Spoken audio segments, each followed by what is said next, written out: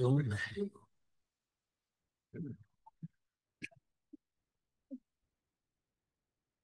We all set? Yeah, call the Planning and Zoning Commission regular meeting to order. First item is a roll call. How's that? Here. Okay. Kevin Fitball? Here. So, Lauren Coth here. Is here. She's here. She didn't say here. She is physically here. Mentally. And we have, Yep. let's see. Oh, our new member, alternate.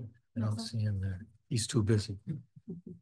He will be attending remotely, so we'll note him when he. Yeah, no, but he did send me an email saying he gets tied up at this time of year. So I'll sit Kevin and Lauren for our two absent members. Sue and Steve.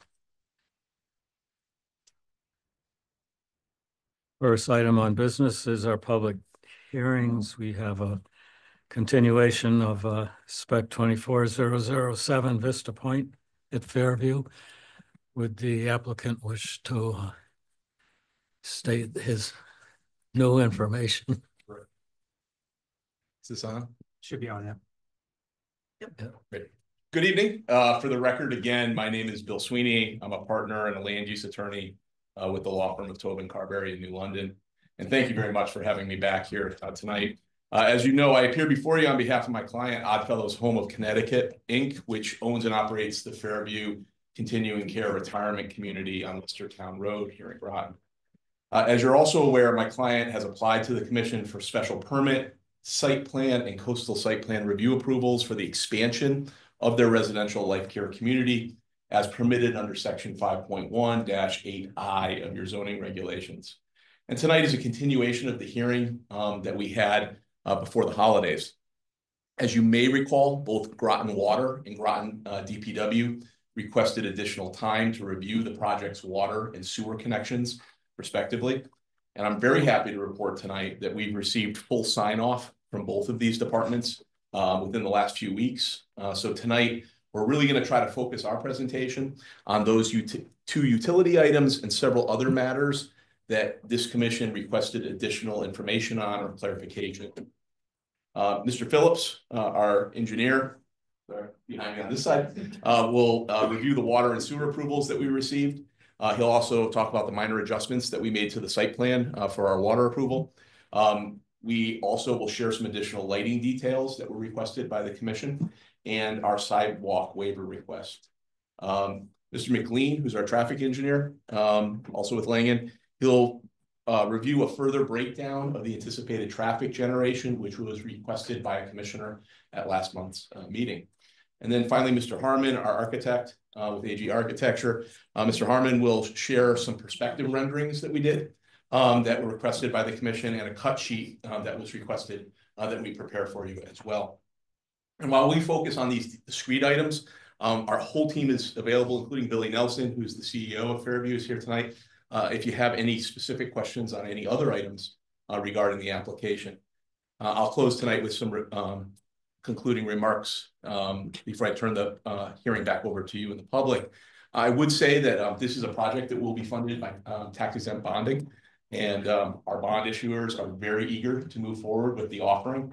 So if we can close the hearing tonight, we would greatly appreciate that.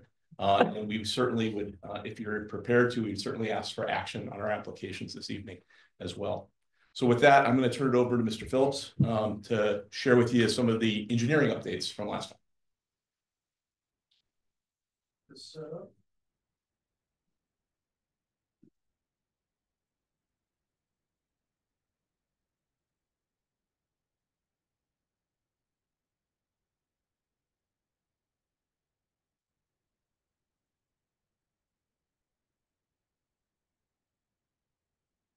Thank you very much. Again, Brian Phillips, professional engineer with Langen Engineering, 555 Long Wharf Drive in New Haven, here on behalf of the applicant.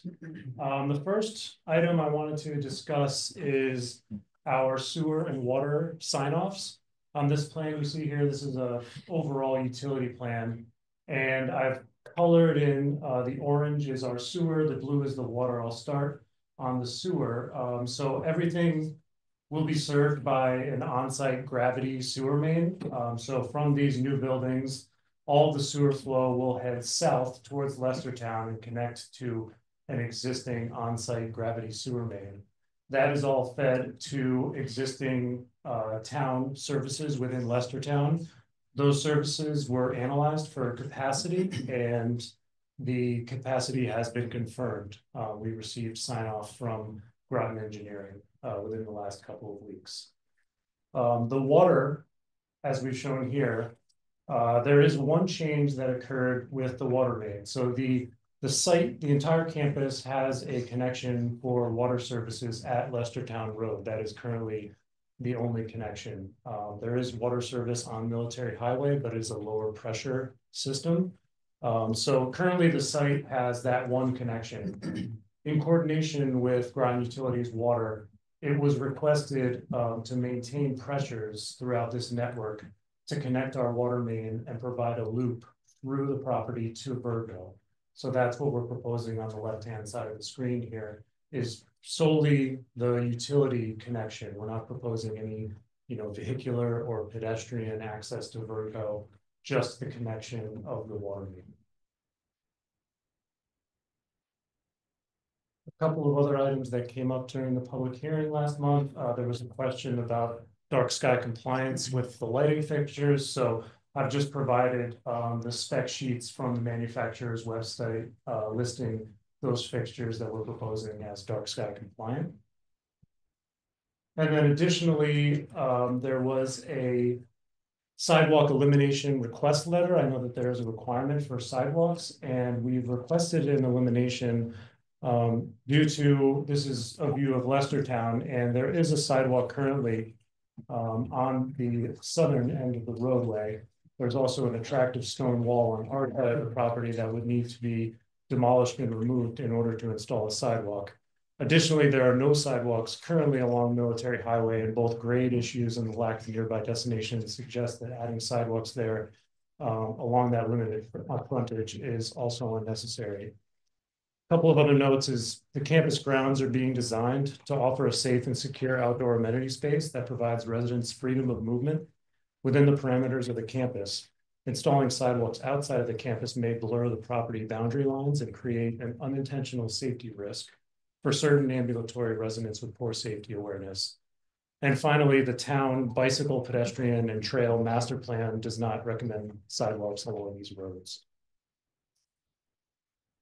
I'll turn it over to Mr. McLean to talk about some additional figure that we presented here on the trip generation and how that breaks down.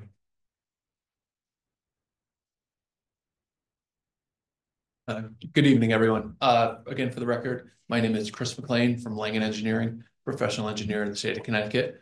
We prepared the traffic study for the project, and one of the commissioners last month had requested some additional information with regards to the traffic, not just during the peak hours, but the traffic that's being forecast for the entire day.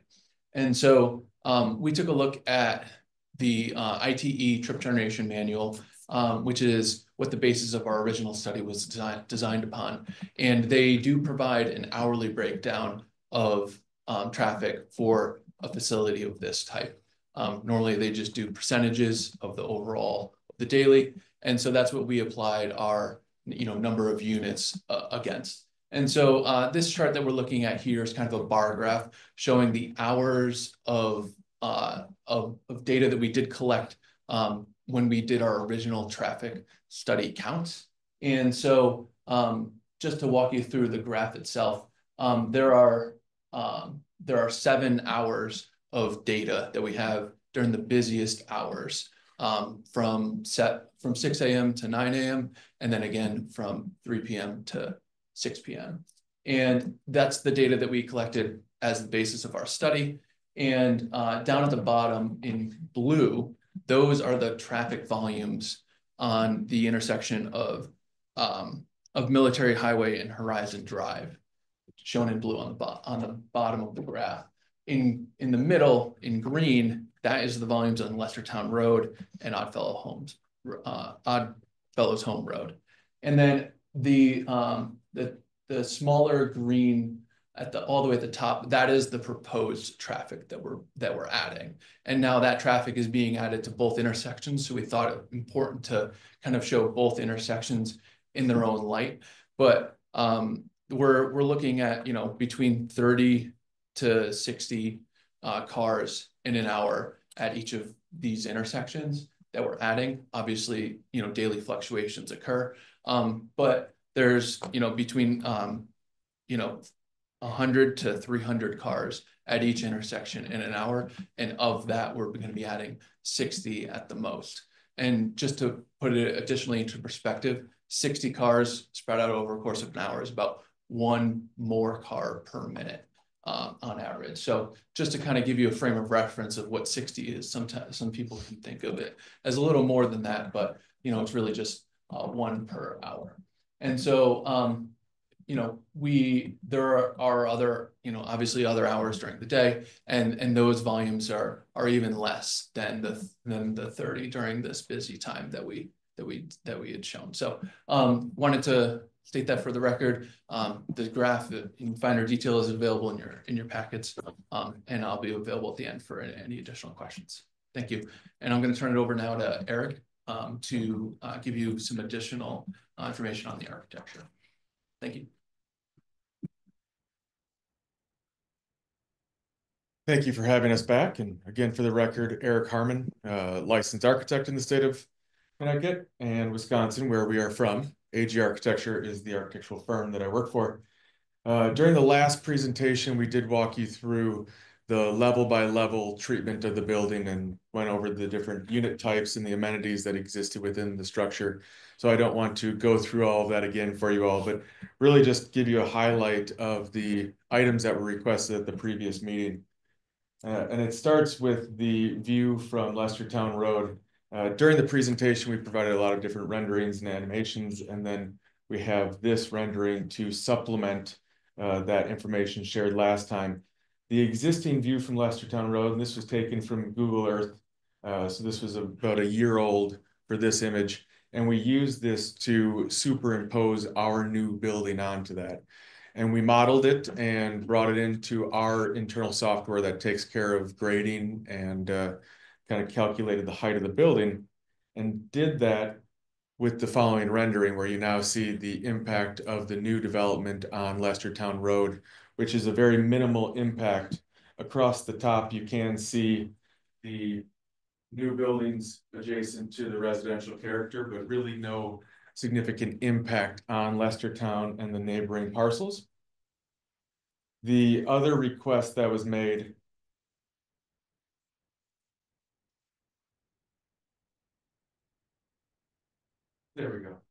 was an updated site section.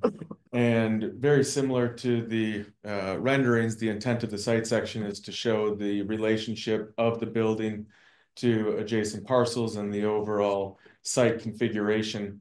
On the top one, you can see that we have adjusted the topographic design behind the commons area, and we now have the 3 stepped retaining walls that then build the grade up to the property line and then continues on to Navy housing, still showing that the adjacency of the Navy housing is sitting above the overall development, and the views will still be there. And more importantly, our structure will be screening any mechanical equipment that is on the roof of that common area. So the roof structure itself is screening all the equipment. No equipment will be sitting on grade.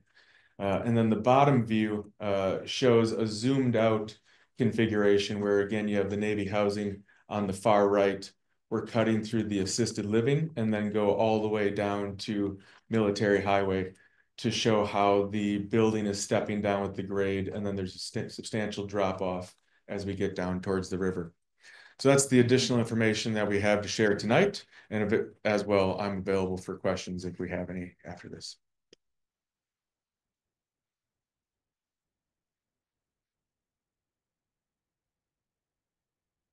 So again, I want to thank you for your time and attention over the last two hearings. Again, as you sit tonight on all three applications that are before you, you sit in an administrative capacity. You need to make your decision based on substantive evidence that's been placed in the record. And that's testimony that you've heard over the two hearings, plus all the submittals that we've made from the time of submission through today. And I also would remind you that you are required to give due weight to the testimony of experts. We have a traffic expert here, we have an engineer, and we have an architect. And we'd ask you to give due weight to their evidence presented. We believe we've demonstrated our compliance with your residential life care community conditions. We have demonstrated compliance with your coastal management policies and objectives. In our application materials, we submitted a very detailed response showing compliance with your site plan objective and special permit criteria. I'm not going to go over that in detail. If you want to go over any of those, I'd be happy to take the time to do that.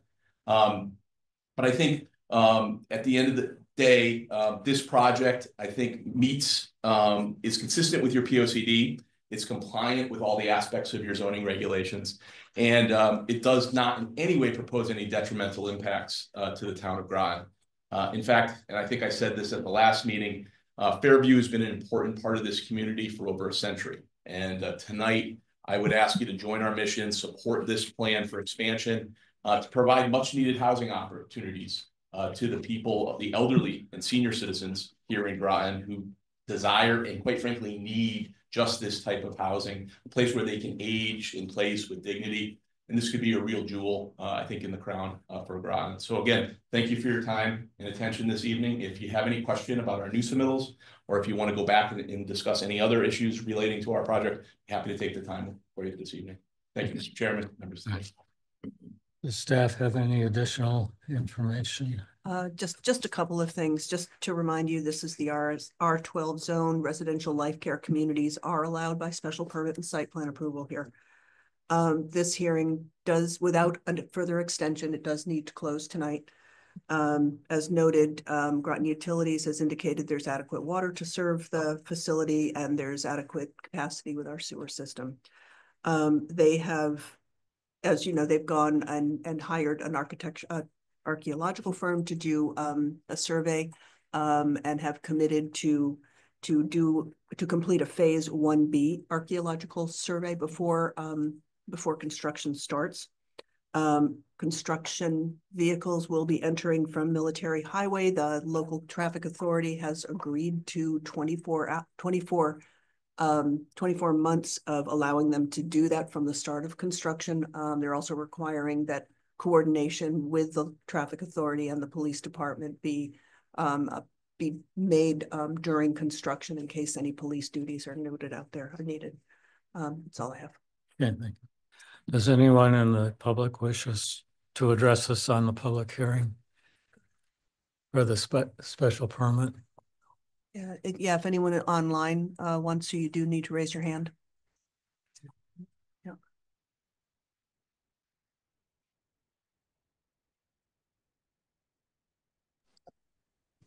No hands. Amy Kay. Hello, this is Amy Cottrell. I live at 210 Leicestertown Road. I was unable to attend the meeting in person tonight, so I thank you for having the opportunity to view the plans on the Zoom meeting. I just wanted to follow up on the parking that was, the traffic that was brought up at the last meeting and again tonight in the updated study. And I just wanted to stress, as a resident of Leicestertown Road, it's not so much just the volume of traffic that will increase, but it's also the type and frequency of vehicles. So I was just wondering if there's anything that could be done to mitigate, after construction is done, the amount of tractor trailers and delivery vehicles and garbage vehicles that already go to the property, which will certainly increase. Is there any way they can mitigate that coming down Leicestertown Road? Is there any way that, it could be a permanent entrance on Military Highway for large vehicles? For, again, the safety of the residents of Leicestertown Road. There is only that one sidewalk. So, it's a busy road with that type of traffic besides just the residential traffic and people going to and from work. So my first question was just if there's anything else that can be done to mitigate the traffic flow. And again, it's not really a concern about being backed up at the intersections. It's really the to and from traffic that myself and a lot of my neighbors are concerned about. Thank you.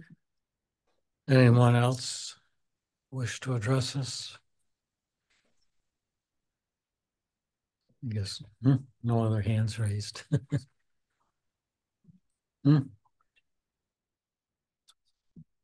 I don't see any others online. All right. And I'll open Chairman, I'd be happy to answer the speaker's question if it's appropriate. Well, okay, go ahead. Yeah. I usually like to go around to Sure. get all the commission. I just want to say the military highway is signed for no trucks. And so we had to go to the police commission and ask their permission to allow us during construction to divert construction vehicles through military highway. Ultimately, the police commission has jurisdiction over vehicles using that road. And so if and the police commission can take it upon themselves to make changes at any time. So that's really within their purview if they would want to. But after the construction period, all truck traffic does have to go through Leicestertown. That being said, we've tried to work with our neighbors. You know, one thing you notice is there are no neighbors here tonight in person, and we actually worked with some of our neighbors directly after the meeting. One issue that they brought up was issue of garbage trucks. You know, our garbage pickup was being done at like 4 a.m. in the morning. So we met with some neighbors after the last hearing in the hallway. They expressed that to us, and I'm happy to report that we got that corrected talking with the garbage company and changed that delivery. So we're trying to work with our neighbors.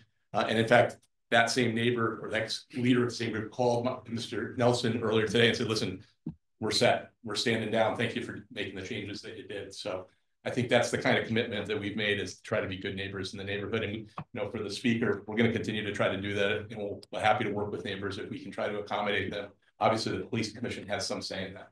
Thank you. I'll open it up to the commission for any comments. This is just the public hearing, not the site plan. Right, that's what just to make sure. It's Since just the lighting. We're only comment, doing the. And that goes into the site plan, correct? Right. Right, okay, so that being the case, I have no comments. I'm good. Mike, do you? As far as the capacity of the sewer and water goes, is this the, I don't know, I didn't see the report. I didn't have a chance to, look at it, but is this the last drop, or is there excess capacity that? No, there is excess. There is, okay. Absolutely. Yeah, okay, that's, Yeah. those things can take a lot. Yeah.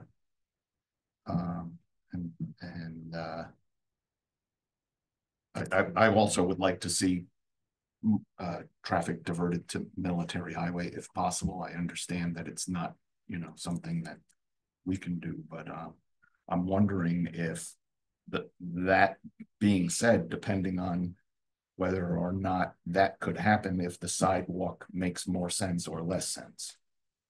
I'm gonna think about that, see if anybody has any other opinions. Yeah. Well, I think that would be a site plan. Well, that could be, Oh, it but is. we can That's have right. that, Site plan. that discussion then. Yep. That's Yep. later in the, down further in the agenda. We're just talking the special permit That's right it, now. yeah. Kevin? Sure. So I just had a couple questions.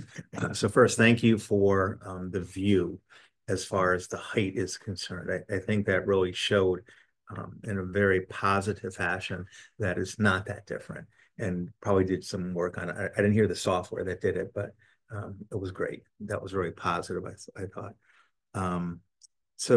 And the second thing is, I'd go back, Deb, to the planning office, because obviously this applicant has come forward and asked the police commission for the change for 24 months. But can we as a commission, ask, because it also speaks to what the citizens have requested, that for Fairview, that there is an exception for Fairview to the police commissioner. Could the commission ask for that, and or the planning department? Sure, we can certainly ask the traffic authority to consider. Because I'd love to see, it's not a condition of saying yes or no here to the applicant, but why don't we go out and say, hey, listen, here's what our neighbors really like, because everything changes, right? Things change a little bit in this traffic part. So I'd love for us, either as a commission or as a planning department, to do that. But then I come to my numbers just a little bit, the traffic numbers, right? So So I'm just looking, I always look for entropy here, and there's a little bit of randomness between 2 and 3 o'clock. Why did that go to 65? Is that a shift change or something? Is that what happens there? Yeah, so, instead of shouting from the. Because it looks like just an anomaly. I don't have an explanation for that, so. So again, Chris McLean from Langen.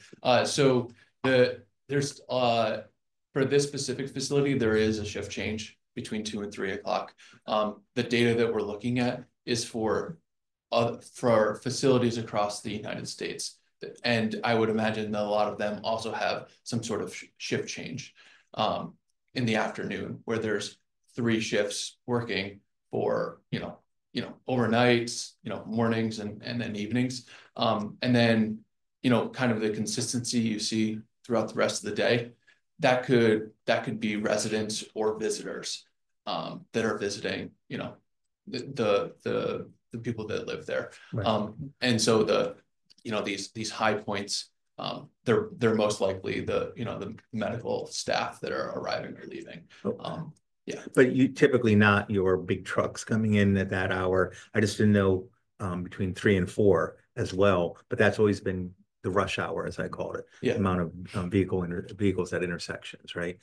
So the 2 to 3 is just a shift change. So it seemed like it stepped up versus 3 to 4. I just didn't understand that step up. Yeah, and I would likely attribute it to the medical staff shift change. That's great. That's all, Mr. Chair. Lauren? I think the traffic concerns have been covered and are in the purview of this commission. I appreciate everything that Fairview's done to work with the neighbors. Thank you. Yeah, I didn't have any issues. Does anyone have any additional information that we need toward the special permit? Does the applicant have any concerns if we close? Oh, we would ask you to.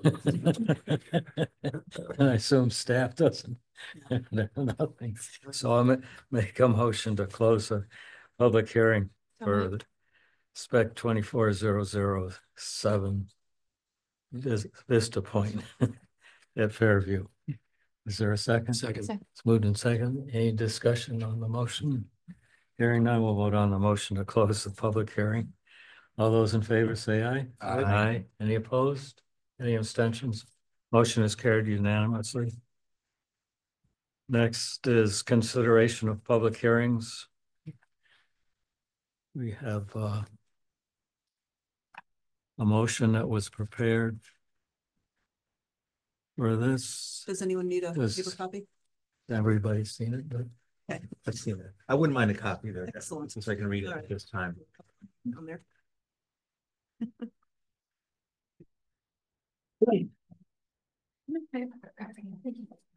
does anyone have any concerns with it? Does the applicant have any concerns with the motion? We're satisfied. Okay. Anyone on the commission have any concerns with it? So I'll make a motion to approve spec 24007 Vista Point at Fairview, 235 Leicester Town Road, to construct 2 buildings to house 193 independent living units, 72 assisted / memory care living units, and associated amenities subject to the following conditions.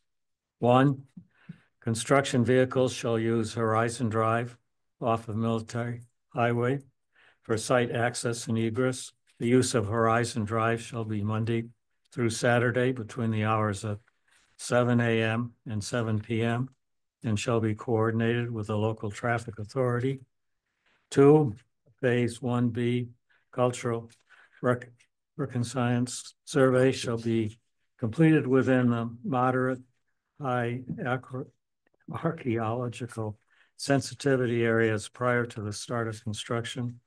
The survey shall be submitted to the State Historic Preservation Office and the Town Office of Planning and Development Services. Findings: the commission finds that residential life care community is an allowed use and that the application meets the requirements of section 5.1-8.1 of the zoning regulations. The commission finds that there is adequate water supply and sewer capacity to serve the proposed development. The commission finds that the sediment and erosion control plan will protect the waters of the Thames River and Long Island Sound. Is there a second? Second. Moved and seconded. During discussion on the motion, hearing none, we'll vote on the motion to approve the special permit. All those in favor say aye. Aye. Any opposed? Any abstentions? Motion is carried unanimously. I'll make a motion to approve the coastal site plan for construction of 2 buildings and associated amenities on the Fairview campus because it is consistent with all applicable goals and coastal policies of CGS 22A-92 and incorporates all reasonable measures to mitigate adverse impacts of the proposed activity on coastal resources. Is there a second? Second. Moved and seconded. Any discussion on the motion? Voting on the CAM application. All those in favor say aye. Aye. Any opposed? Any abstentions? Motion is carried unanimously.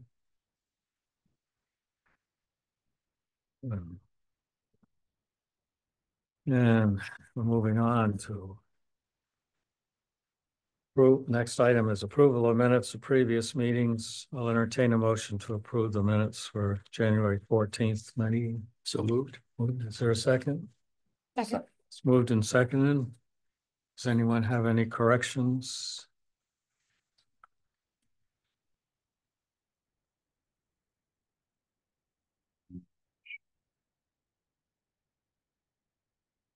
Page 8, if you could just put in somewhere in that I had recused myself for that application.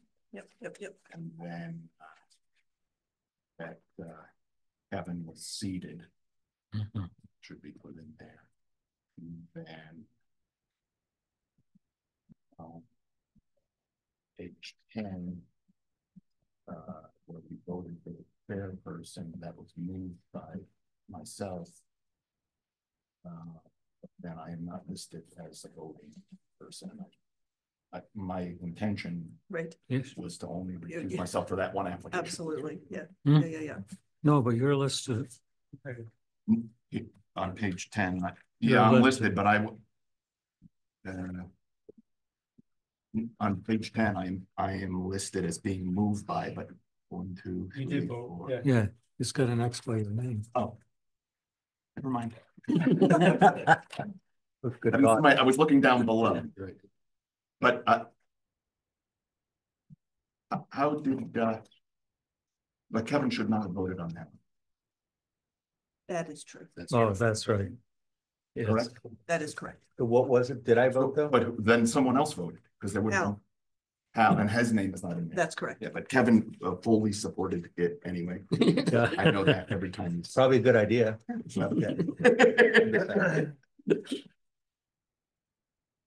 Thank you. That's all. Any other corrections? Then move to approve the minutes of January 14th as amended. All those in favor say aye. Aye. Any opposed? Any abstentions? Motion is carried unanimously.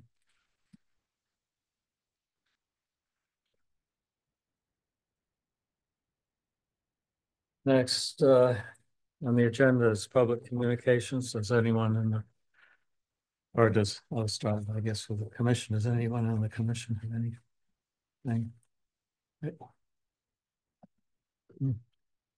I did receive a note from our new alternate, and he says he has problems right now because of his Board of Ed work, that he may be either late or not able to attend. I've been on since 7. Oh, Thank you. okay. Hello, everyone. Does staff have anything? There he is. Oh, I didn't see him on before. There we go, because we had the attendees up, not attendees up. panelists. Yeah. Oh. No problem. Hmm. Does staff have anything? No. Does anyone in the public wish to address this tonight? Okay. And moving on to site plans. Our first site plan is SIT 240016 Vista Point at Fairview.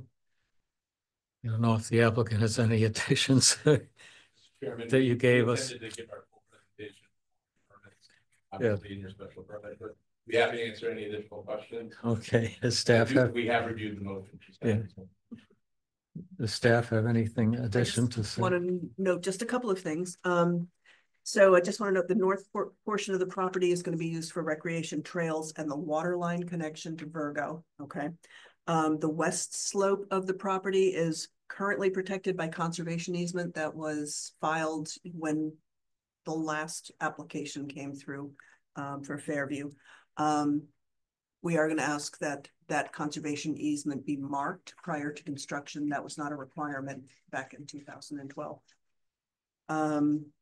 Just going to note the elimination of the sidewalk along Military Highway and Lestertown Road. On Military Highway, I believe it's shown on the other side of the road, not on the Fairview side, and there's not a recommendation to put one on Lestertown. So without an extension, you do need to make a decision tonight. The applicant does have the ability to ask for additional time if they so desire.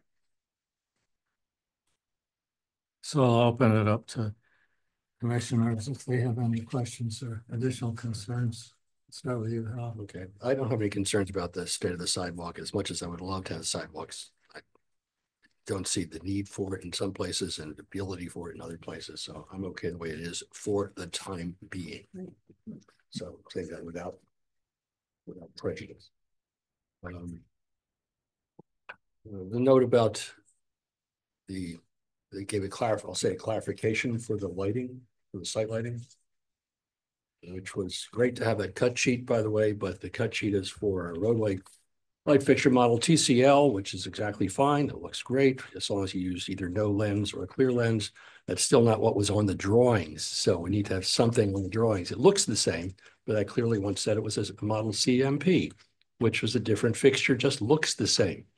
So I think we would have to make sure the guy who's finally orders this thing 9 months from now is going to look at the drawings and see the wrong one. If it's appropriate, Brian can address your.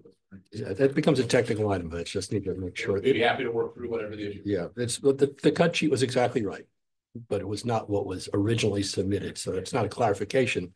It's a change that's the right change. We need to note that on the drawings themselves. So we can treat that as a technical item. Definitely technical. Absolutely. Yeah. And I'm good. I really like this thing. Al, do you have anything else?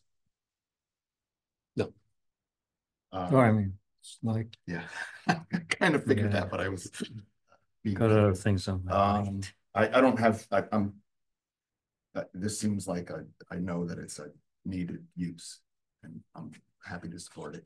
I have some concerns about the sidewalk and I'm wondering if perhaps maybe we ask that we put in where we can review the sidewalk again in 5 years or something like that, if it seems like it's needed. That's a possibility. That's one of the options in the regulations. It is. For which road though? Oh, I would think it would probably be Lestertown. Or, you know, I don't know why, maybe Military Highway as well. I think it depends on just how this traffic ends up being diverted. And I also I'm of the belief that sometimes narrow roads calm traffic more than, you know, upgrading roads and making them full width. So I think it's one of those things that I would kind of like just be cautious about. But that's all. Otherwise, I'm in full support of this. I mean, I'm in full support of it. Hey, Kevin.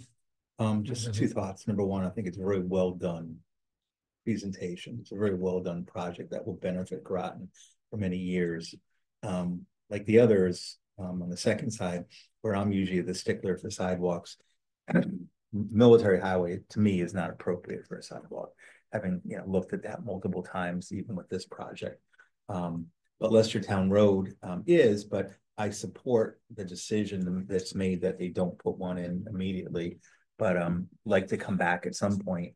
But like to talk it over with the applicants first, what would be appropriate if it's allowed within our ask. But otherwise, I think it's a very good application without the sidewalk. So that's all, Mr. Chair. Yeah, Lauren. Right, so I think that in terms of the sidewalk, right, that's the leading concern here for me. I struggle to say that we should come back and review it for two reasons. One, I agree with the applicant that where they would be able to place it along that stone wall, it doesn't benefit anybody. There is a sidewalk on the other side. That sidewalk is not a great sidewalk, but it's not in their purview to fix it.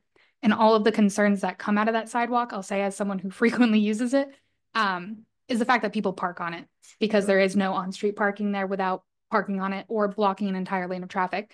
That's something that needs to be taken care of by a different authority, though, in my mind. And should ever those sidewalks be redone, they need to come up higher so people can't park on them. Because honestly, with those hills, like I've mentioned before, when people park on the sidewalk, I have to take my stroller with my children in it into the road on a blind hill. And now I'm risking getting hit. And the same thing is for walkers, runners, folks in wheelchairs that use those sidewalks.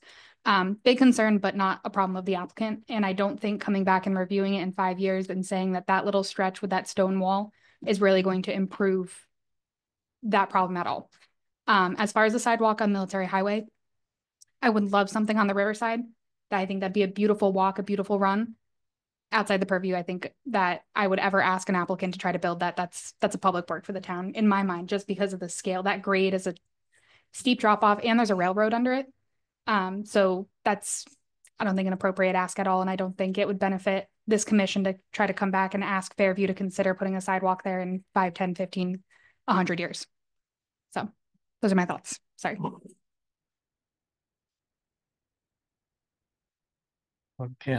Aren't we restricted on a sidewalk? It would have to be on their property. It would be on their frontage. Yeah, on their frontage. So we can't do it. It would only be the Fairview side. And I think even on Fairview side, I don't think that would be appropriate. It would narrow the road way too much. And because of this drop off, then the road would have to move over. I agree. It would be a traffic calming measure to narrow it, but that road can't get any more narrow without dropping off the cliff.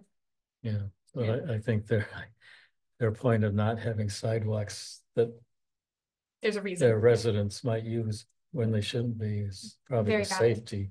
Very safety use. Really.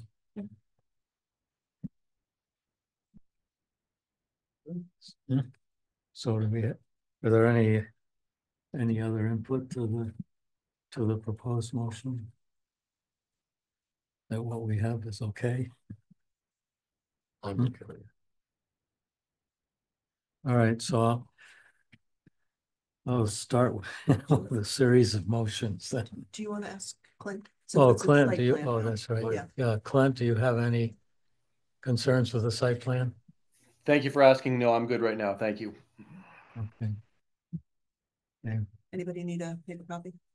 No? Okay. so we actually have 3 motions. First one is they're all for Vista Point at Fairview. First one is motion to approve the elimination of a frontage sidewalk on Military Highway and Lestertown Road is allowed by section 8.3-5.c for the following reasons. 1, the topography of the rights of way on these roads make it difficult to install sidewalks. 2, the bicycle, pedestrian, and trail master plan does not recommend sidewalks along these roads. Is there a second? Second. It's moved and second. Any discussion on the motion? So we'll vote on the Motion for elimination of the frontage sidewalks. All those in favor say aye. Aye. Any opposed? Any abstentions? Motion is carried unanimously. Yeah, I'll make a motion to approve the site plan SIT 24-0016 for Vista Point at Fairview, 235 Lestertown Road with the following modifications. 1, any modification to this plan imposed by another federal, state, or local agency shall require additional review by town staff or the commission, whichever is appropriate. 2, the conservation easement shall be posted with town markers prior to the start of construction. 3, the design engineer shall certify the stormwater management system has been installed per the approved plan prior to the issuance of the certificate of site plan compliance. Technical items and 4 technical items as raised by staff shall be addressed. Is there a second? Second. Moving second, any discussion on the motion? And we'll vote on the motion to approve the site plan for Vista Point. All those in favor say aye. Aye. Any opposed? Any abstentions? Motion is carried unanimously. Make a motion to approve the coastal site plan for the construction of 2 buildings and associated amenities on the Fairview campus because it is consistent with all applicable goals and coastal policies of CGS 22A-92 and incorporates all reasonable measures to mitigate adverse impacts of the proposed activity on coastal resources. Is there a second? Second. Moved and seconded. Any discussion on the motion? We'll vote on motion to approve the CAM for Fairview. All those in favor say aye. Aye. Any opposed? Any abstentions? Motion is carried unanimously. Thank you so much. Okay. I just want to Good say luck thank with- you. Look forward to seeing you all at the ribbon cutting. Yeah, and to the applicant, might thank, be- yeah, thank you again for your continuing. We're close to investment in being us. residents too. We all appreciate it a great deal. Have a great night, everybody. Good night. Okay, next is a site plan for SIT 24-0014 Ace overhead door. The applicant like to make a presentation. Yeah. For the revised issues. We're just gonna promote the engineer real quick. Oh, he's, oh.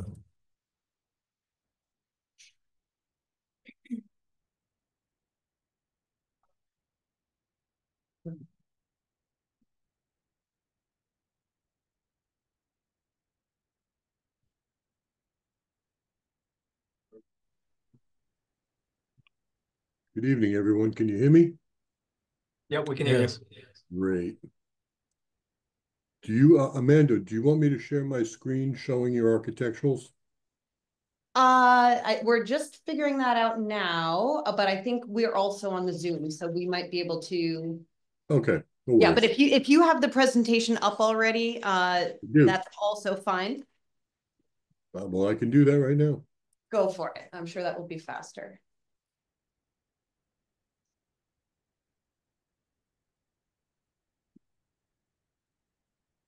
Good evening. Thank you for inviting us back. My name is Amanda Lubicic. This is my husband, Tom, and we own Ace Overhead Doors. We didn't get an opportunity to tell you a little bit Could about. you state your address for the record? Yes, 1159 Pequannock Road in Groton. Thank you. We didn't get a chance to tell you a little bit about the company and why we're building and what we're hoping to accomplish, and particularly in this zone, which we did understand when we purchased the property. So if we could take just a couple minutes to give you that background. Ace Overhead Doors is a small family-run company that Tom started in 2009, basically a one-man operation for about a decade. But starting in 2018, 2019, we started to grow significantly and hired employees. We're now a team of 6, soon to be 7, but we have always operated out of our home. We have a home office, we have a home shop, and that's where our trucks are located as well. And it's where our employees come each day and at the end of the day. We specialize in custom architectural doors along the shoreline. We also do commercial service and installation for our local municipalities and small business owners here in the region, including Secor, Valenti, Antonino, Densmore Oil, Pinnell's Auto, and Town of Groton, Town of East Lyme, Town of Ledyard, Town of Preston, as well as Groton Fire, Mystic Fire, Westerly Fire, Westerly Ambulance. We're very committed to our local community. I want to tell you a little bit about the customers that we receive currently in our home and that we would expect to receive in our new retail location. As a local family-run business, we often receive customers who are particularly interested in shopping local. They are upper middle-class citizens who call and make sure that they've received the company that's located in town. And they often come to purchase small accessories like remotes, keypads, Wi-Fi additions for their openers, or very small parts that they know they can get a higher quality rather than buying online or maybe in a box store, as well as the instruction and guidance as to how to work any of these products. In addition, we have folks who come by to see and feel the product. Along the shoreline here, as you all know, we have some builders and renovators of their homes that are really looking to put in and create the best on their property. These customers are very much interested in coming to a high-end retail location where they can have the experience they expect from a high-end product. They're spending tens of thousands of dollars on their garage doors. And right now we spread our samples out on our dining room table.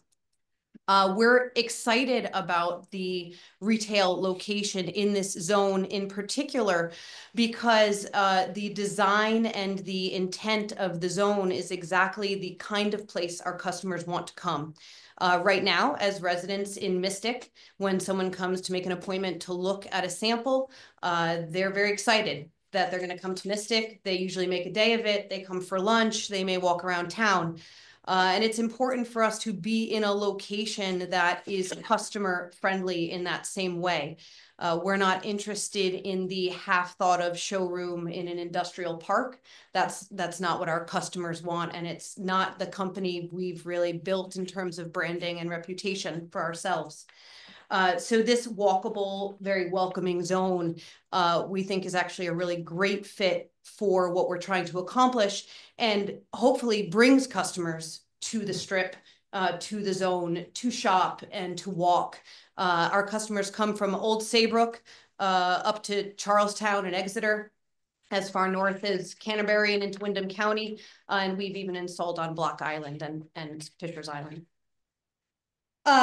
That said, our initial focus had really been function of the building. As I mentioned, we currently operate out of our home. We have been for nearly 20 years. And space is of the utmost importance to us as the business owners. And in that focus, I dare say we missed the design that needed to be attended to in the building in our first go round. And so again, we thank you for allowing us to bring a revision before you.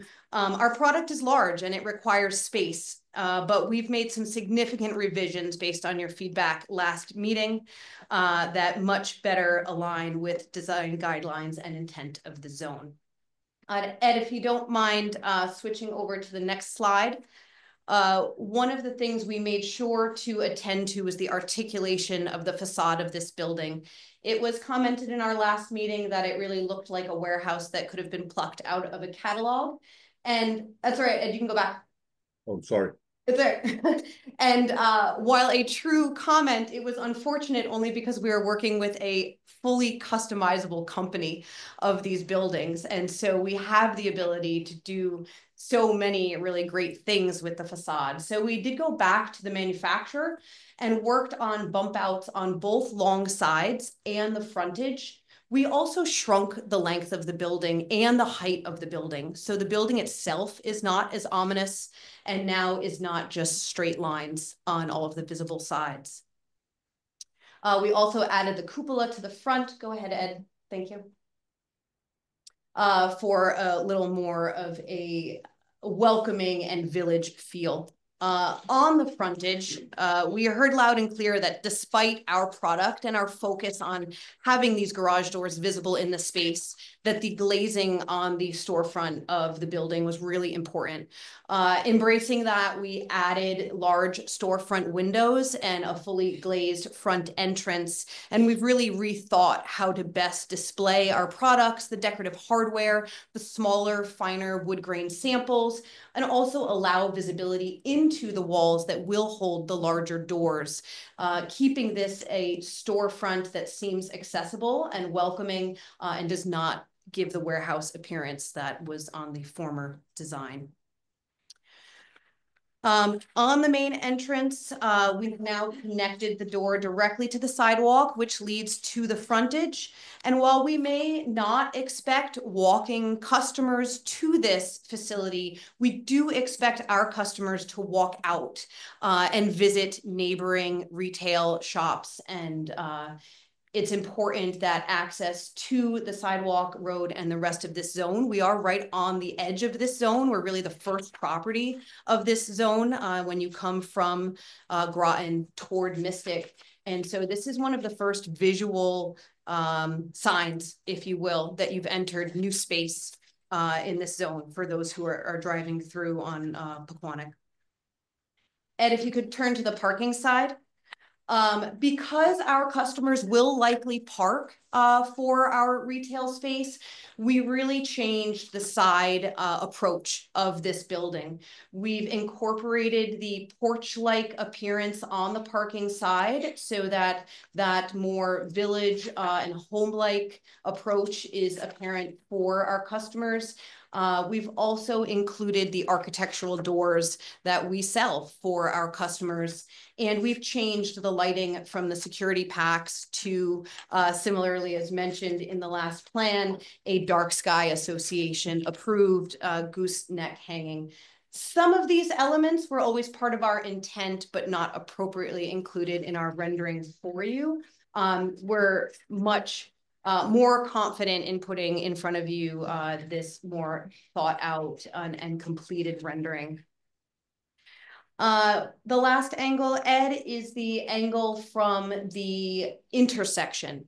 So certainly there's traffic that's driving by Pequannock all the time, but for this particular property, there's a real view sightline when stopped at the light that is at the intersection of the Regency, this property, and the Spot.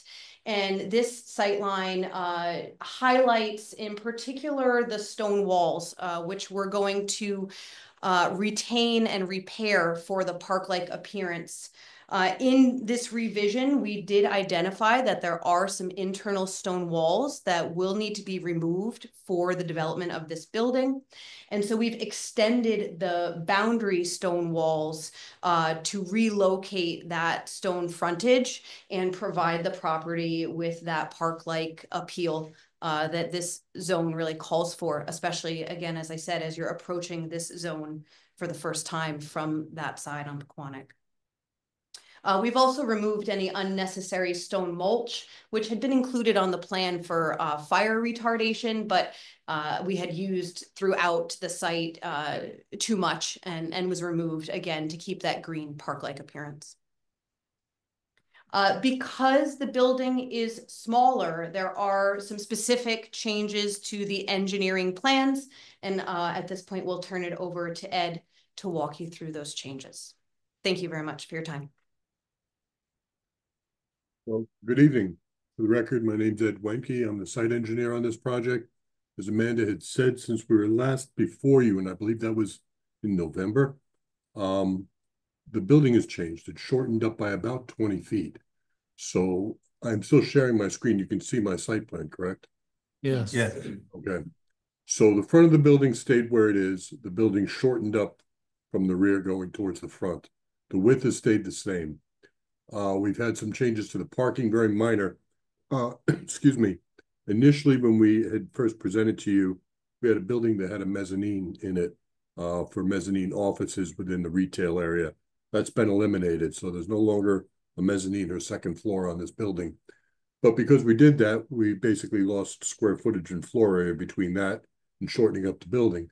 So we were able to reduce the parking down to 8 spaces rather than the 9 we originally had proposed. So, and we also had worked out with the town staff regarding the EV charger interpretations. So at this point in time, we believe we've got this right. We have 1 EV charger, we have 2 EV spaces, including the handicap space, and that all meets current EV code for zoning and also building code for EV vehicles. In addition to that, we went through here and worked out the throat of the driveway in accordance with the comments we received from DOT and also from Department of Public Works.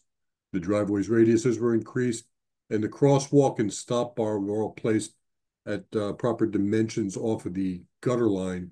So this stuff kind of shifted around a little bit, but it actually worked out pretty well. The new alignment works very well. As Amanda mentioned, we had taken a look at the, I'm going to pan back on this for a second to the existing conditions plan, because originally we did not know we had as much stone wall as what is there now. As Amanda mentioned, there was additional stone wall located within the brush area. Understand that a lot of this area is very overgrown and heavily brushed. And when the survey was done by Jim Bernardo's crew, it was pretty heavy brush in there. There's a stone wall or remnants thereof existing along the property line, although it's not right on the property line. It's actually on the street right-of-way line on the other side of the highway line. Regardless, there is a stone wall along this area. And then I'm going to just pan up here just a little bit. There's a stone wall that does run along the boundary line of the Regency and our site that runs to about here. Now, this is the Farmer's Field stone. From this point, there's an actual granite block wall that runs along this property line. So, as Amanda had mentioned, this retaining wall is going to all remain. The portion of the field stone wall will be repaired and chinked as needed. This wall is going to be removed, and this wall is going to be removed, but the stone is going to be used to fix this wall and align it better on the property line. And again, I'm going to go back to the site plan, to the site layout plan. And what we're trying to do here is create a new stone wall that returns back to the corner of the building. So you get that view from the intersection as Amanda was talking about. And then on the other side of the driveway, there's an existing stone wall that's actually a retaining wall. And it ends right here currently, right where my cursor is. We're going to pick that up and continue that wall as a freestanding stone wall and return it back into the site to the new driveway apron here. So now you have a nice accented and defined entranceway that's the perimeter of which is identified with this new stone wall being made up of all the original stone that was in the original stone walls. So that's what we're doing as far as stone walls are concerned. We went back through again and took a look at drainage. Originally, when we first came to you, we had 2 drainage systems. We had an infiltration system here that basically takes all of our drainage, all the impervious area, the driveway, the parking area, everything was soaked into the ground here. You probably don't remember, but originally I had given you testimony that we are not discharging any storm drainage off the site. All storm drainage generated by this site remains on site and will be recharged into the ground. So we had this primary infiltration system in the front, underneath the pavement, handling all the pavement impervious. We had an additional secondary infiltration system in the grass area on the north side of the building. And this infiltration area was sized for the roof area only. So we had separate pipes going off the roof, and then we had everything draining into here. We took a look again at the infiltration system that we had put underneath the parking lot and realized if we grow it by 1 or 2 sections additional, we can take the entire roof and the parking lot and put it into here.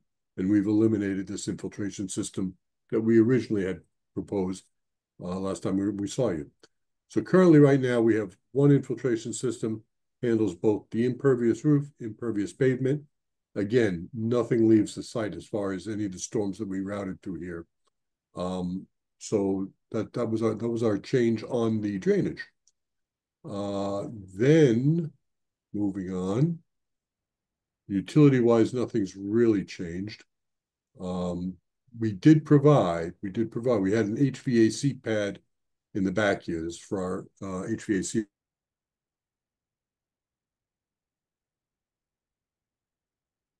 Frozen. Whole thing is frozen. Frozen too. We are frozen too. Mm.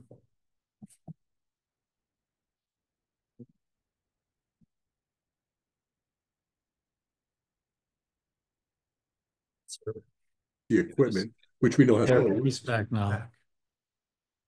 Oh, no, we found. Eddie's off. All right. See if he joins back. Yep, there he goes.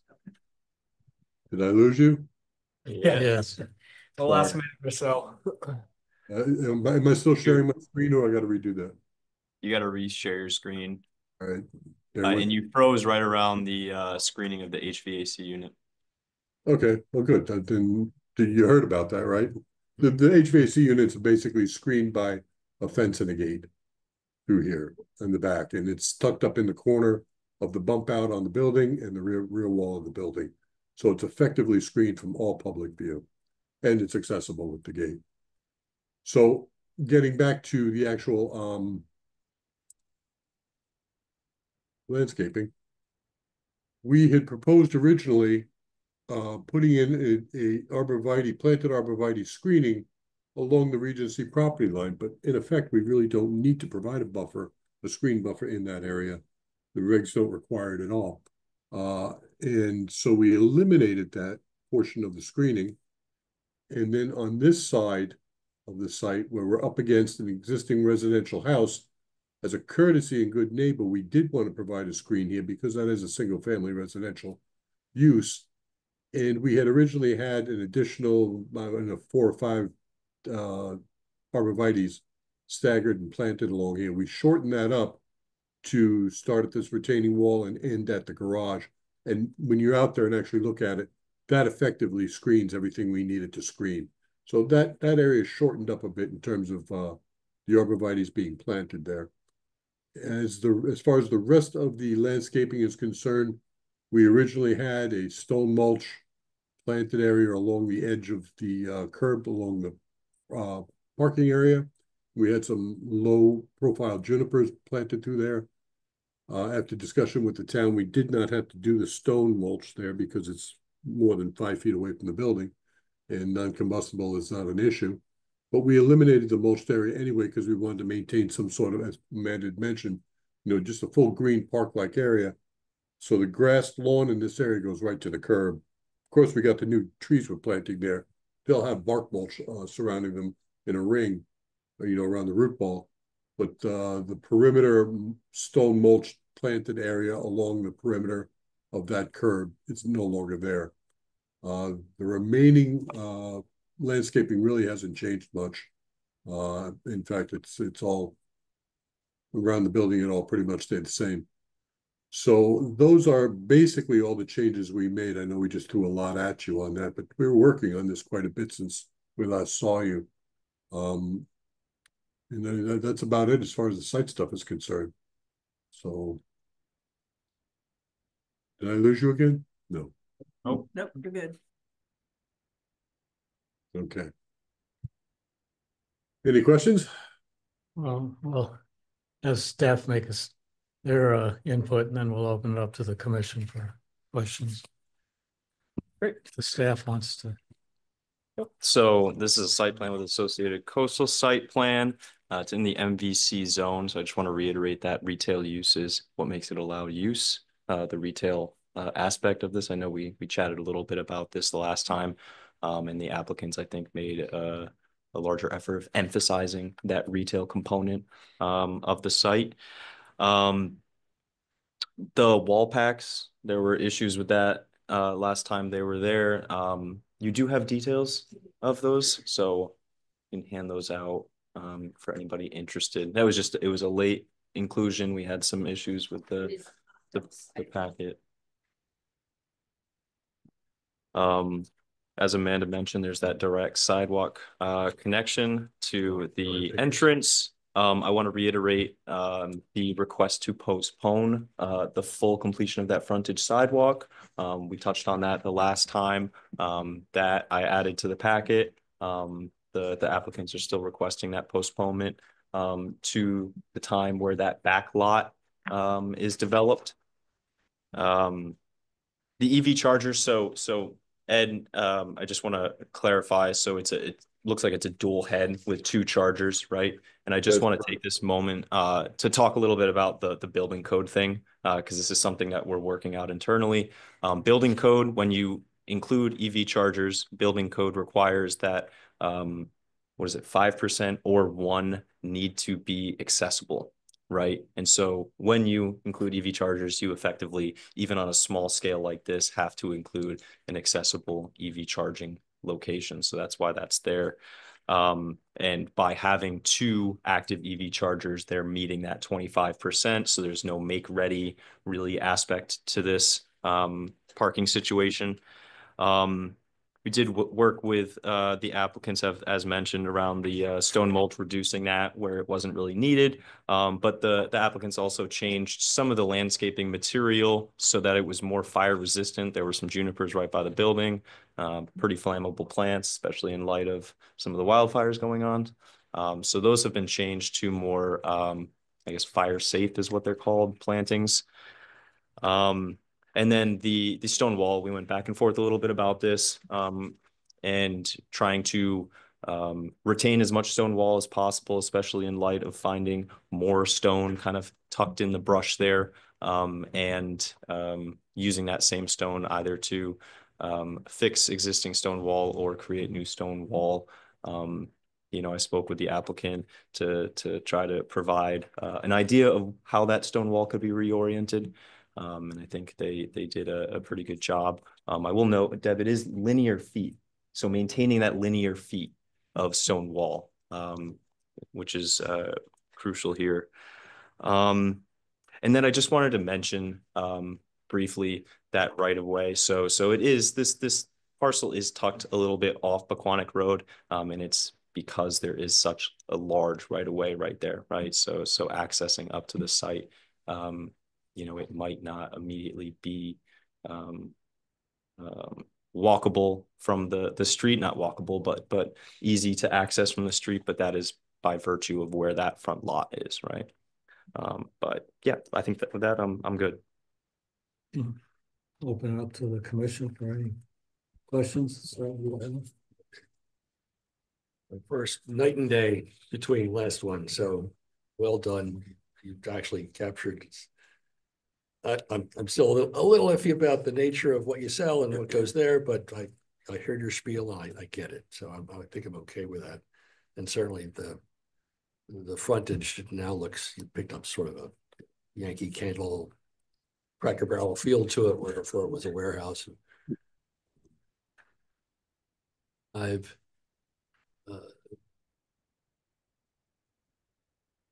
for the turned around this for the west side, so that's just gonna be an open lawn over there. Is that true? The side that's on the side that's the Regency. Yes. So, yes, yeah, that is open lawn. At this time, the plans make it look a little more expansive than it actually is, but that is open lawn. We do expect to try to retain some of the natural, I'll say plantings, but trees that exist, you know, small trees that exist along that stone wall. Right now, the overgrowth is so thick, it's very difficult to determine what can be saved. So there likely will be some plantings there that continue to exist. Right now, we don't know exactly which ones will survive. That's one thing that I understand. No screening is required between that. We had discussed trying to maintain some of that natural vegetation where possible. It's not shown on the plan. It does look like it's all green space, lawn. That's what's shown. Says yeah. But I think that you know, as Amanda said, retaining that where possible. We do have a picture of the site as it exists, so you can at least see what's there. We'll try to pull it up on our computer. I remember being a lot of stuff there. There's A lot of bramble, bramble and brush. Yeah, right, that's the problem. So Yeah. to see that go for, that's what remains of your warehouse looking side, even though you have little right. pop-outs, which you call lentos, it's lean-tos, but lento is a slow passage of music. I don't know what they're thinking of here, but it's just a blank side there. Got that elevation. We're gonna steal the screen, Ed. Sure, go ahead. I got to stop. Okay.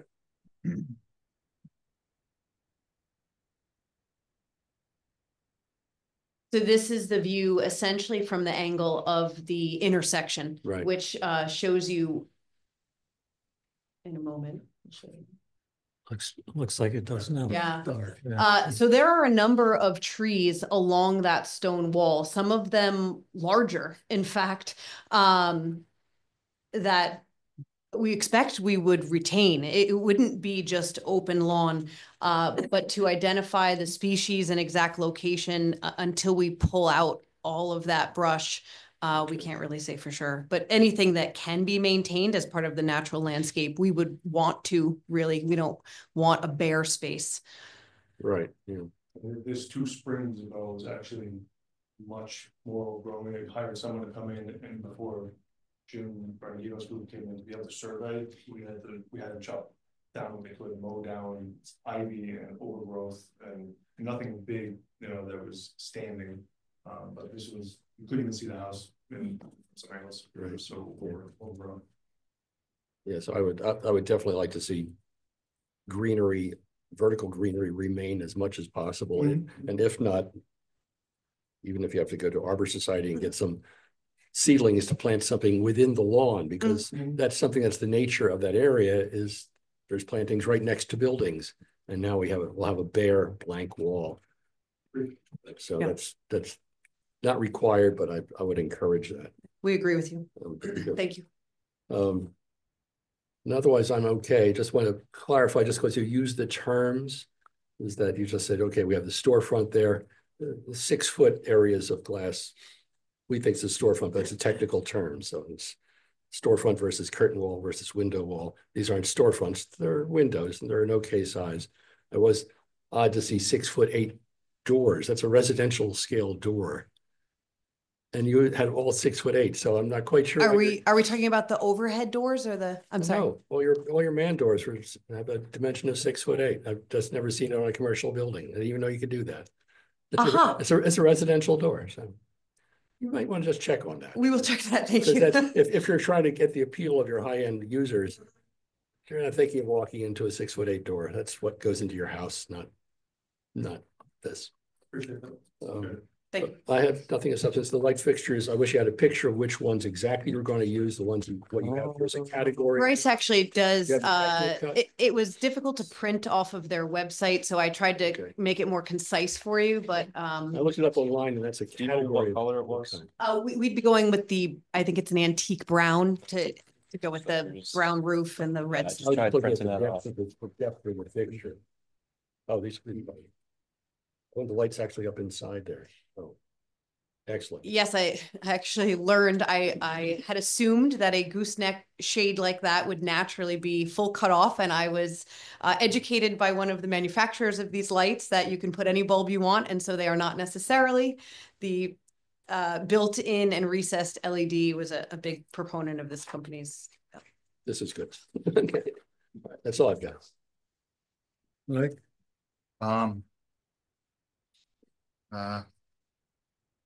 How do I do this? So I'm just going to read the intent of the mixed-use town center. This district is meant to encourage the redevelopment of existing strip malls and other single-story and single-use buildings into mixed-use developments. I just have a hard time trying to, like, we've struggled on this commission for as long as I've been on it.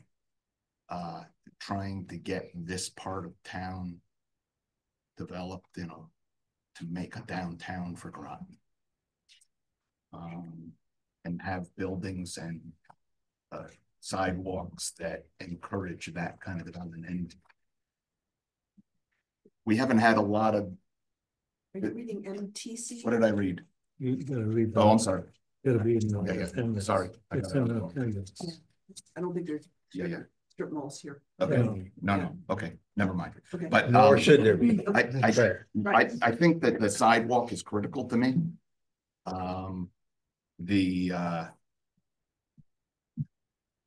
That is critical. I appreciate the walls that you put in. And it seems like you found some efficiencies in drainage. I mean, other than that, I think that I would like to hear what other commissioners think, but I'm just hopeful that this encourages other development. But the kinds of things that I think that we want to see in there, I want to, you know, this is a starting point. So anyway, I want to listen to what other people have to say. Okay. Kevin? I'm sure. So first of all, thank you for the changes in the architectural. I think you really listen. A lot of times people try to force things through. I think you made some really positive changes as far as the overall project is concerned. So that was very good. What was the height of the stone walls? I couldn't get that from any of the drawings. It's currently very variable. Right. In terms of what it will be, the stone wall along the Regency is probably the best one to model. It's in the best condition because it appears that whenever that site was done, some repair on their side of the stone wall was completed. I don't know that measurement off the top of my head. Some of the areas are very low where it's only maybe a foot high because it's crumbled. Yeah, okay. But we would want to bring it all up. Yeah. To the existing. As a general rule, we usually use about 36 inches high for the stone walls, with freestanding stone walls. Yeah, that's what I couldn't tell. I was just trying to model it, Ed, next to the windows and doors. To me, it looked like more like 4 feet, but 3 foot is the typical one, having built many of these youth. So the rendering stone wall height is likely not accurate because it was put in by the designer simply to show the location of the walls. Yep. And then my question, I think this one is maybe to Bryce, is that when we get the double EV charger, to me it looked like one side of it was going to be where the handicap spot is. Yep. Okay. Yeah. It's a single. What's shown there, and I'm not. I believe it's shown the same way on the plans. It's a single charger with dual heads. Yeah. So 2 chargers coming off it. One will be servicing the accessible spot, and one will be servicing the normal parking space. And that was a requirement? Yeah. So the requirement for the accessible spot is in the building code, right? Yeah. And the requirement for 10% of the total parking to be EV is in zoning regulations, with that 15% on top that needs to be make ready, right? So for a total of 25%, because they're reaching that 25% threshold because of essentially building code. Yeah. They've Plus met our moved zoning from 9 to regulations. 8. Yes, exactly. Got it. Yep. Okay. And then just the other question is to the residential user, and we haven't seen them appear here, by the way. It looks like you've put some arborvitae there, but that's not a requirement. Is that true? It's not a requirement in this particular zone to have a full screen. However, and it's hard to show it in the renderings, the residential neighbor on that side, the property lines couldn't be closer. The garage that is existing and will remain on our site, I'm not actually sure how it was built. It's pretty much on their line. Yeah. And our current paved space, which will become green, and their driveway are next to each other. So just to provide some separation from our cars coming in, our trucks loading up in the morning, and their backyard, essentially. Yes, we put up the green screen for them. They also have 2 German Shepherds, right? 3, right? 3. Maybe a fence in it. I went over there. I was surprised. We've spoken with them quite a bit. We purchased the property around the same time they purchased that property, and we've been talking with them about our plans. Right.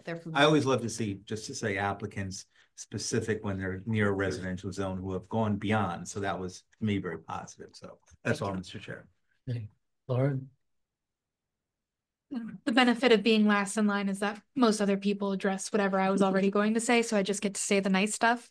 Thank you for really taking a lot of our comments to heart. I know sometimes it can come off harsh, but I love the detail about what that retail space will really be. I think at one point I said, you know, if we just throw a cash register in the corner, anywhere can be a retail space, but now I really understand what your business is going to be doing and for the clients that are going to be coming, perhaps not as walkable as one might imagine it, but I can see as a starting point for this area, it'd be a good anchor.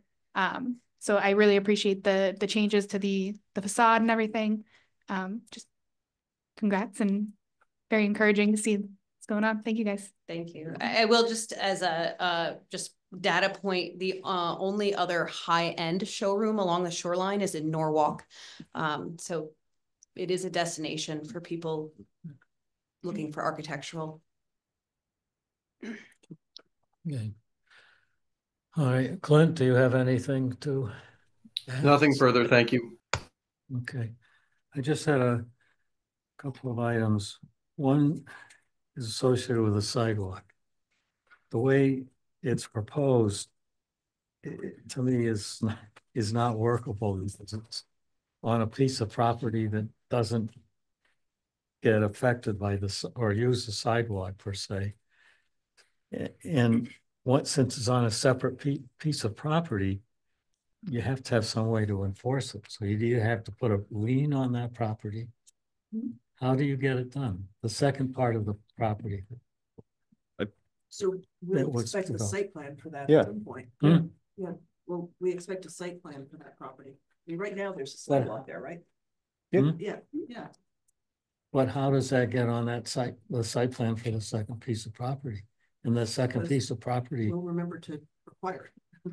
Yeah, in that's the, not I mean, realistic. it's in the regulation, they will have to.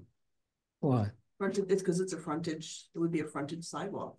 We're gonna have to address it just by regulation, as Deb said, when that is designed and submitted. So that issue is definitely gonna come back I mean, again. they have access to this, to the street, you mean? They do. Oh, yeah, do they? through I the didn't realize Yeah. that. I Yeah, thought it an was, easement's been provided all the way when I through. looked at the No, plans it's the not last landlocked. time, That's right. it looked like it was landlocked. no, I think there's two easements, right?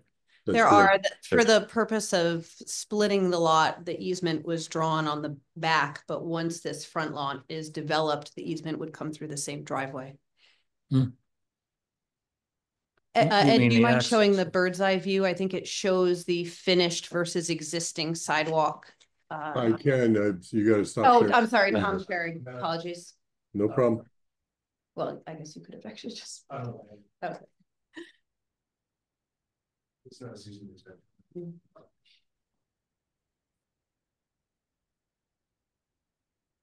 The existing sidewalk is a 4-foot paved Oh, sidewalk. I understand that. What you're concerned about is you were concerned about how does this trigger this Right. being constructed? And Right. when And how this does is, it benefit the other piece of property? as far as benefiting the other piece of property, it's really the benefit of reconstructing the sidewalk is strictly for the public pedestrian along the road. Yeah, It doesn't really provide any benefit to this parcel here. This parcel will end up, whatever the end, final use is gonna be, will have driveway access through here. If they actually need pedestrian sidewalk access, something could be provided down the road along the shoulder. but That's yet to be seen. well, where's the access to that back lot to Currently, right now. Quonic Road? Currently, right now, it has an easement on paper along the Regency property line here. And that gives But it its legal frontage. that's an easement. That's an easement. That's correct. So what we're providing them, as far as this site plan is concerned, is an additional easement for actual driveway access running along the driveway that we're building. Yeah. So that this will be accessed through this driveway. Yeah, 20 years from now, somebody buys that back lot. Right.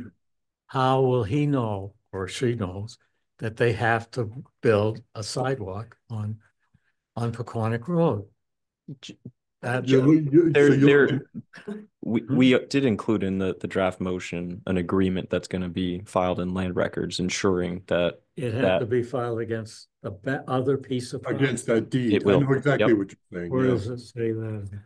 the applicant will sign an agreement stipulating the future sidewalk replacement as part of any future development of the rear parcel. Such an But agreement. he's not responsible for the development of the back part. He's gonna sell it as is, as is. Right, but I mean. So how This is what we do. I mean, if an application comes in 10 years from now on that property and we see easements through another one, we're gonna go dig up the plan from that other one and research through the file to see. It's part of the job. Right. It truly is. It's part of the job. I mean, we have extensive files here and we go all the way back through all the previous site plans when we review a plan.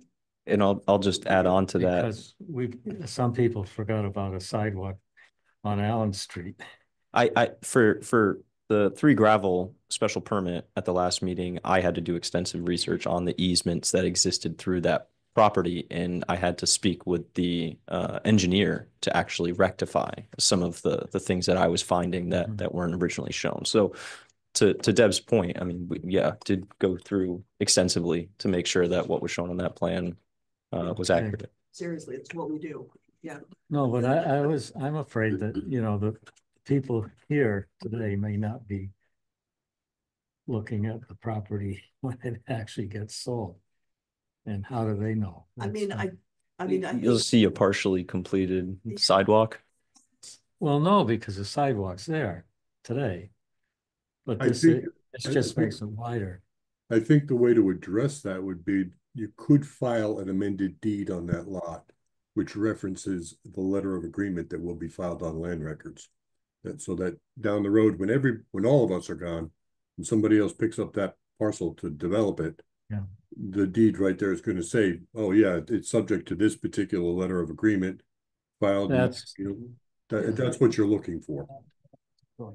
That's what I'm concerned with. If you want to treat it as a technical item to take care of it or something like that, it's fine. But because it's going to be a long time probably before somebody develops a piece of property like that that's not on the street. No, that's a valid question, and I just want to make sure that either we build the sidewalk now or it will never get done. Okay, as long as we treat it as a technical item. The other question I had was on the front, that it is the connection on the sidewalk on the front, is that angled up, or because it's not at the same level as street level, is it? Isn't this building going to be a couple of feet higher than the street level? Just barely. The grades in that area, you go up in that. Because it looks like the house is up quite a bit, but you're at elevation 14. The house is high, but this building is further down. Oh, it is? Basically, you're elevation 14.4 at the threshold of the doorway of the building, and you're running down to elevation, I believe that's somewhere around 12.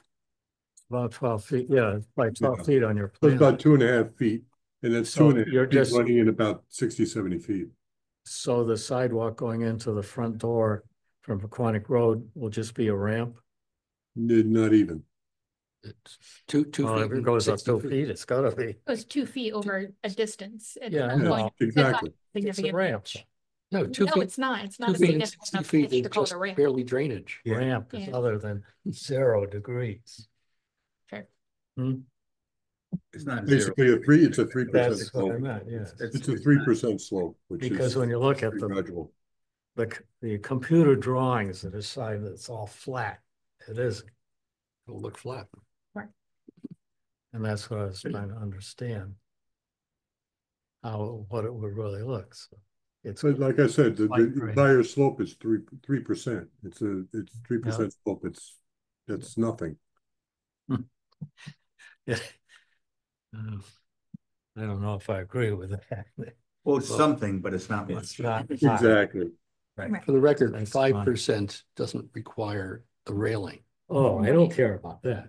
Well, I'm saying this is Oh, yeah. 3%, so Yeah. we're that's something that's just No, but I barely meant- draining. The visual view of it doesn't, it shows 0. If you put a ball at the top, bowling ball at the top, it would go down to the street. I would hope so. Yeah. That's the difference. Okay, that's all I. Nudge it. Huh? You probably have to nudge it. I'm just saying. Get it started. Yeah, Yes. okay. Go. I find it minimal. I'm just saying. Minimal. Right. I agree. I don't have a problem with it. I Right. just like to understand what it would look like, because it's not too obvious, because the house does look a lot higher It does. than The house is higher. Yeah. Yeah, but last time I asked about that and they said, no, there's no excavation. I changed, and really you're excavating it. No, actually, we're not. Oh, No, the topography here, there's like a hillside in this area. The existing house is actually an embankment into the hill. And the upper level of it is on the higher end of the hill.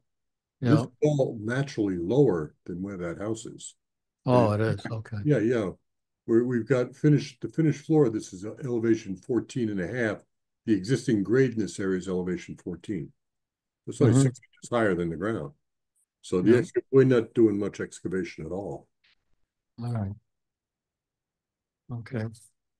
But I do think this is a much better plan than had originally. Thank It you. was worthwhile having to redo it. Yeah. Got it really a nice We actually like it a lot better too. building. That's a lot of. We actually like it a lot better too. Savings in a lot of ways. Oh, yeah.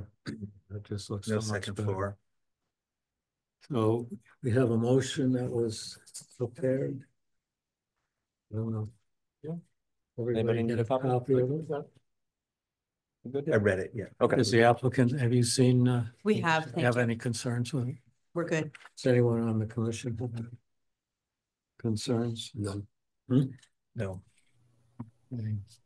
So I'll make a motion for SIT 240014, east overhead door, 1159 Pequonic Road.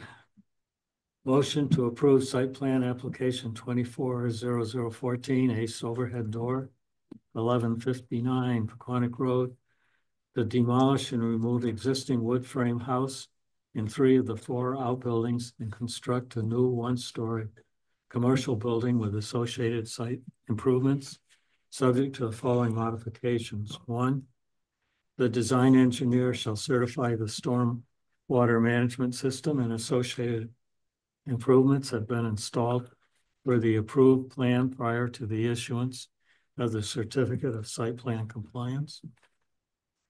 2, Department of Public Works shall be notified if the existing conditions for the water and source service connections are different than what is shown on the site plans. 3, technical items as raised by staff shall be addressed.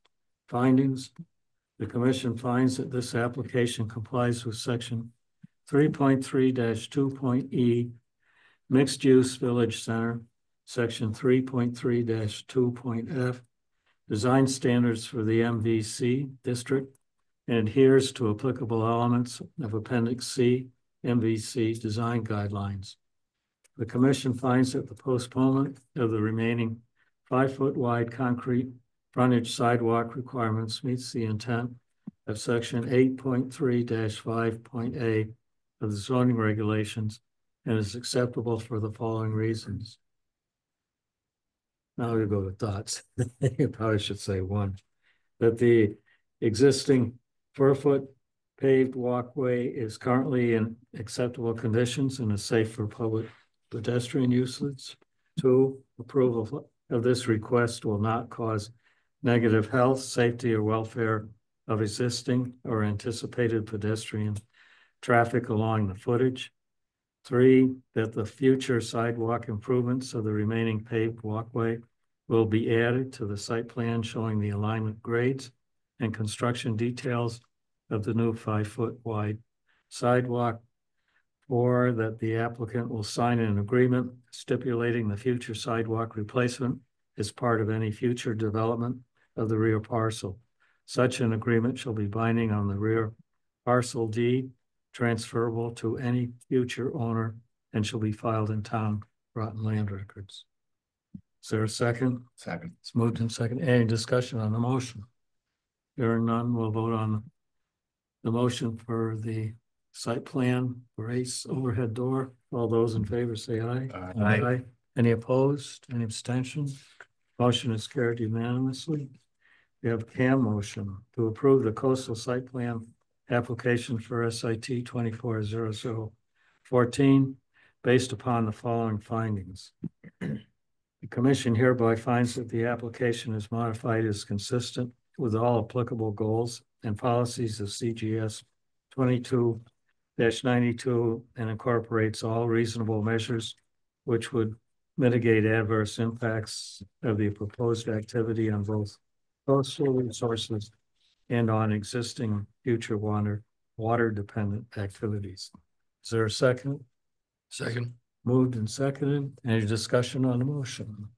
Hearing none, we'll vote on the motion for the CAM for the site plan 240014. All those in favor say aye. Aye. Any opposed? Any abstentions?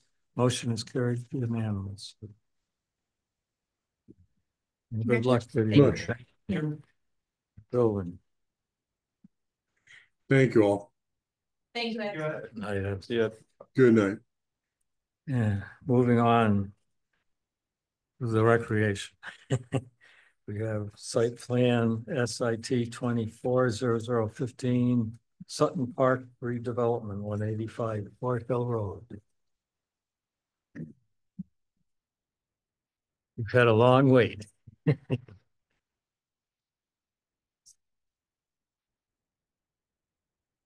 You can put the boards right up here and we'll. Oh yeah, you can put them right down. The camera will get them.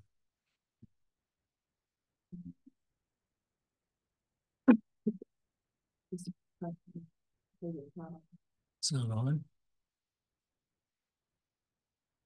There it is. Change color, change. Yeah, sorry. Zoom in. Slowly.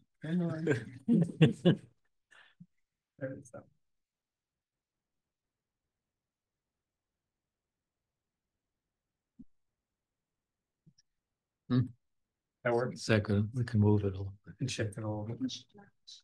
No, you just It's pretty close. bring it this way, just slow. And move it. Okay. Hanging a picture. I know it's A lot of advice, right? We should mark the table. When you're using a mirror. Yeah.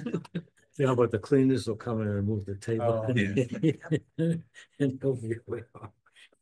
They'll have to line it. Thank you for your time tonight. My name is Andrea Barella, and I'm a landscape architect with Kent Frost Landscape Architecture here in Groton. We are here to present the Sutton Park redevelopment master plan that has been reviewed by the town. We've also received approval from the Inland Wetlands Commission in September of 2024. And we received a variance approval for the multi-use path, which is adjacent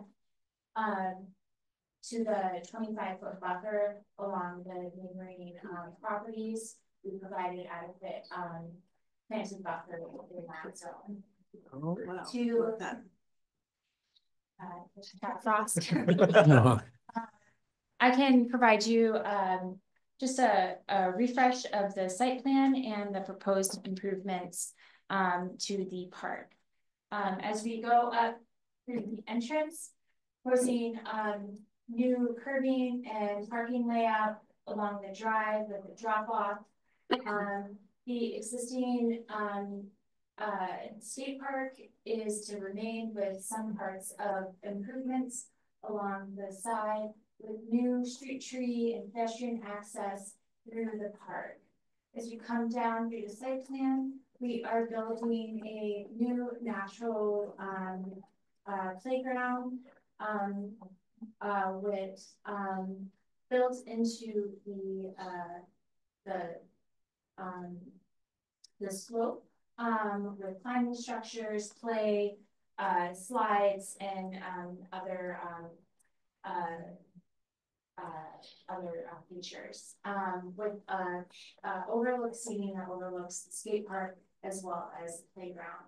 We're keeping the existing gazebo with some updates to the electrical and like painting and refreshing the gazebo. We are proposing a couple of EV spaces as well as EV ready for the park. As we look over to the north side, the one of the basketball courts is remaining. We're proposing a new basketball court with access to Fort Hill Road and a new multi-use trail, which is part of the G&S Trolley Trail Spur. And that will go up and around to the easement that comes down onto Midway Oval. And those are the proposed site improvements.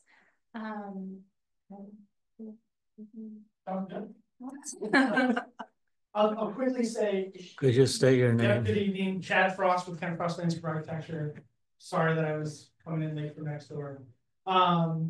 Lighting, I don't know if we covered lighting or not. So lighting, new pedestrian level lighting through the parking area, parking lot.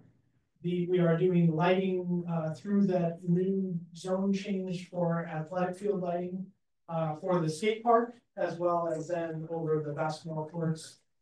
So there's some new lighting going in, and then along the multi-use path, there is the solar pedestrian lights. So the same lights that went in around the Quantic Plains Park, those solar lights, we're doing the same ones down that pathway. Those also continue up around through the towards the existing baseball field and down to the access of Midway. Correct, and there's the little access way to get to Midway Oval. It's about 6-7 feet wide between two parcels. There's fences on both sides. And that place we ran bollard level solar lights so that we don't have a post light putting light into the neighbor's property. But everywhere else, all light stays obviously within the property, it doesn't spill outside of it. Did you talk about street frontage at all? No. So there is the existing evergreen trees there that come down. There is some berm there. We modify that berm slightly so that it doesn't wrap all the way around. We want it to be a little bit more visual from the road so that people can see as we're driving by what's going on within the park. And then we create a stone wall along the edge of the berm with the Sutton Park name on the wall to really clean up the front impression of the park. Parking requirement wise, we didn't increase parking spaces very much. We did where we could, but obviously the existing parking for the most part meets the parking requirements of the park as it is. We've added spaces where we could, kind of some infill here and some more infill there. And then we're pretty hemmed in. Can't exactly create a whole lot more parking.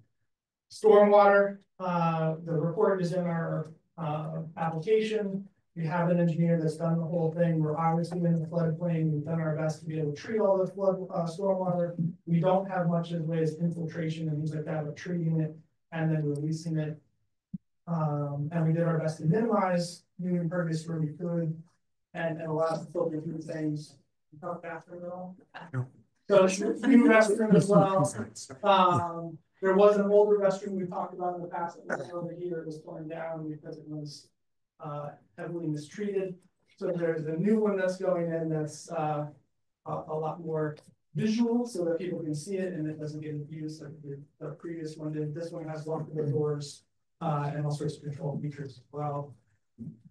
We did get 2 variances from the, as far as basically relying to the buffer requirements. You guys, when this changed to the GR zone, there was some new buffer requirements to set aside from residential properties. Obviously, we couldn't meet those because this was pre-existing conditions that didn't conform to those new regulations. We did go in front of the ZBA and get approval for those 2, and we did get wetlands approval already as well. I think that's it. Okay. Sorry. Any other questions? Staff have any report? Yes, thank you. So this proposed redevelopment is actually this actually lot here is much longer. And it actually stretches down to the south where the softball and baseball fields are, but that is not part of this project right here. I just want to make that clear in case you saw the lot size of the entire thing. Again, it's public recreation is an approved use in the GR. It meets the conditions of section 5.1-3G for lighting, parking, and noise. As was mentioned, the applicant did receive a variance for the multi-use trail that runs adjacent to the residential properties for both the setback and the buffer. But as you can see on the board up here, they've actually done a really good job to not only preserve the trees that are already pre-existing in the park, but also adding additional buffering to as best they could in that area there. In terms of parking, there's 94 spaces proposed, and that does not obviously include any of the parking down in the southern part of the parcel. There are 5 ADA compliant spaces, and even though that this project does not trigger the EV charging requirement, if you've seen in the site plan, they are actually proposing initially 3 EV charging stations that will basically cover five normal parking spaces plus the 1 ADA, which we had talked about in the last project. And it'll be in the future EV ready for up to 25 spaces. There is plenty of bike parking in here too as well. They've increased that to 28 bicycles. Obviously, this is a heavily used recreational area, and will be even more with all of the new facilities that are being added there. That Parks and Rec will be responsible for the long-term maintenance of the landscaping. The lighting wasn't chosen, as was mentioned before. There's the solar lighting for the multi-use trail, as well as the public outdoor recreational use, which you probably remember is the new new regulations, which are section 8.5-3D, which meets that. I think that's everything else was basically covered. So open up to the commission for any questions. I'll change the direction this time and start with Lauren first. Thank you. So I have a few questions. Myself and my family, heavy users of this park, very familiar with it. Have known this is coming. We're pretty excited. I appreciate the platform, I think is what you called it, but in the playground, the overlook. I guess, so I'm seeing the trees on this rendering, obviously for artistic detail. I'm wondering what the consideration was to completely block the playground from the skate park, because I know myself and other moms will have multiple children with us who split time between the two. And the overlook is nice for monitoring, but if I needed to get from one side to the other very quickly, it looks like that's not possible. Or is there some kind of pathway that we're not seeing here in these renderings? That's true. So we wanted the visual connection between the two. We did not make it a physical connection between the two. Intentionally kept a planted berm between the two, primarily to keep skaters from just skating right through the footsteps, right? Because this is like an ADA ramp walkway. Gotcha. It would turn into a very nice skatable feature if it was a direct connection. So we wanted parents to be able to visually sit up there and keep an eye on kids in both places. Sure. But we didn't want skaters to just be using it as part of the program there. Sure, but I mean, it's not really a usable space if I can't quickly access either side. We're not sense. Okay. Right, so there's just, it's landscaping that's low, landscaping. The trees are up high canopies, so visually you can see through. If you really, you could run through there. I was gonna say maybe like a mulch path, something to make it easy. You could run through if you wanted to. Now, granted, you'd be running through and hitting the top. You'd come out at the top of a berm and have to run down a skate park ramp to get into the water. When there's skin knees, you already have to do that, right? So, okay. But it's possible to get through there, but we just did not pave it. Okay. And then the other question being for the skate area, could you speak a little bit more to the drainage so we're not falling in puddles? Yep. Within the low points of some of those features? So all of the drainage effectively drains all the way this way. There's a low point right down in this corner. We are slightly moving that drain out and helping it be able to collect water. Right now it backs up quite a bit. There are a few tiny little low points in the existing park that we're not fixing. right? So there will be, whether you get a half inch of water every now and then, they squeegee the water out.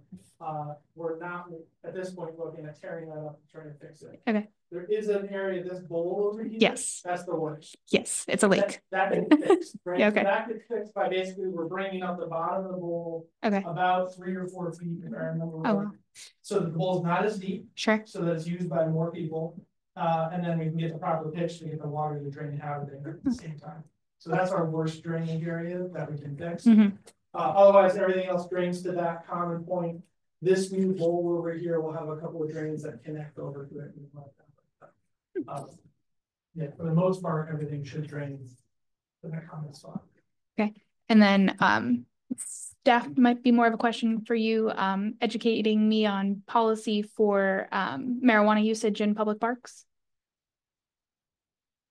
Do we have designated areas? I know, just harkening back to my recollection of the bill. Mark, you should know that. Sorry, the question. So question being, I understand from my recollection of the bill, municipalities of a certain size had to have certain areas throughout town designated for that kind of outdoor smoking near public, whatever. What, if any, designations are there in this park for folks to partake in that? Or are there any prohibitions on it given its proximity to a playground? We do have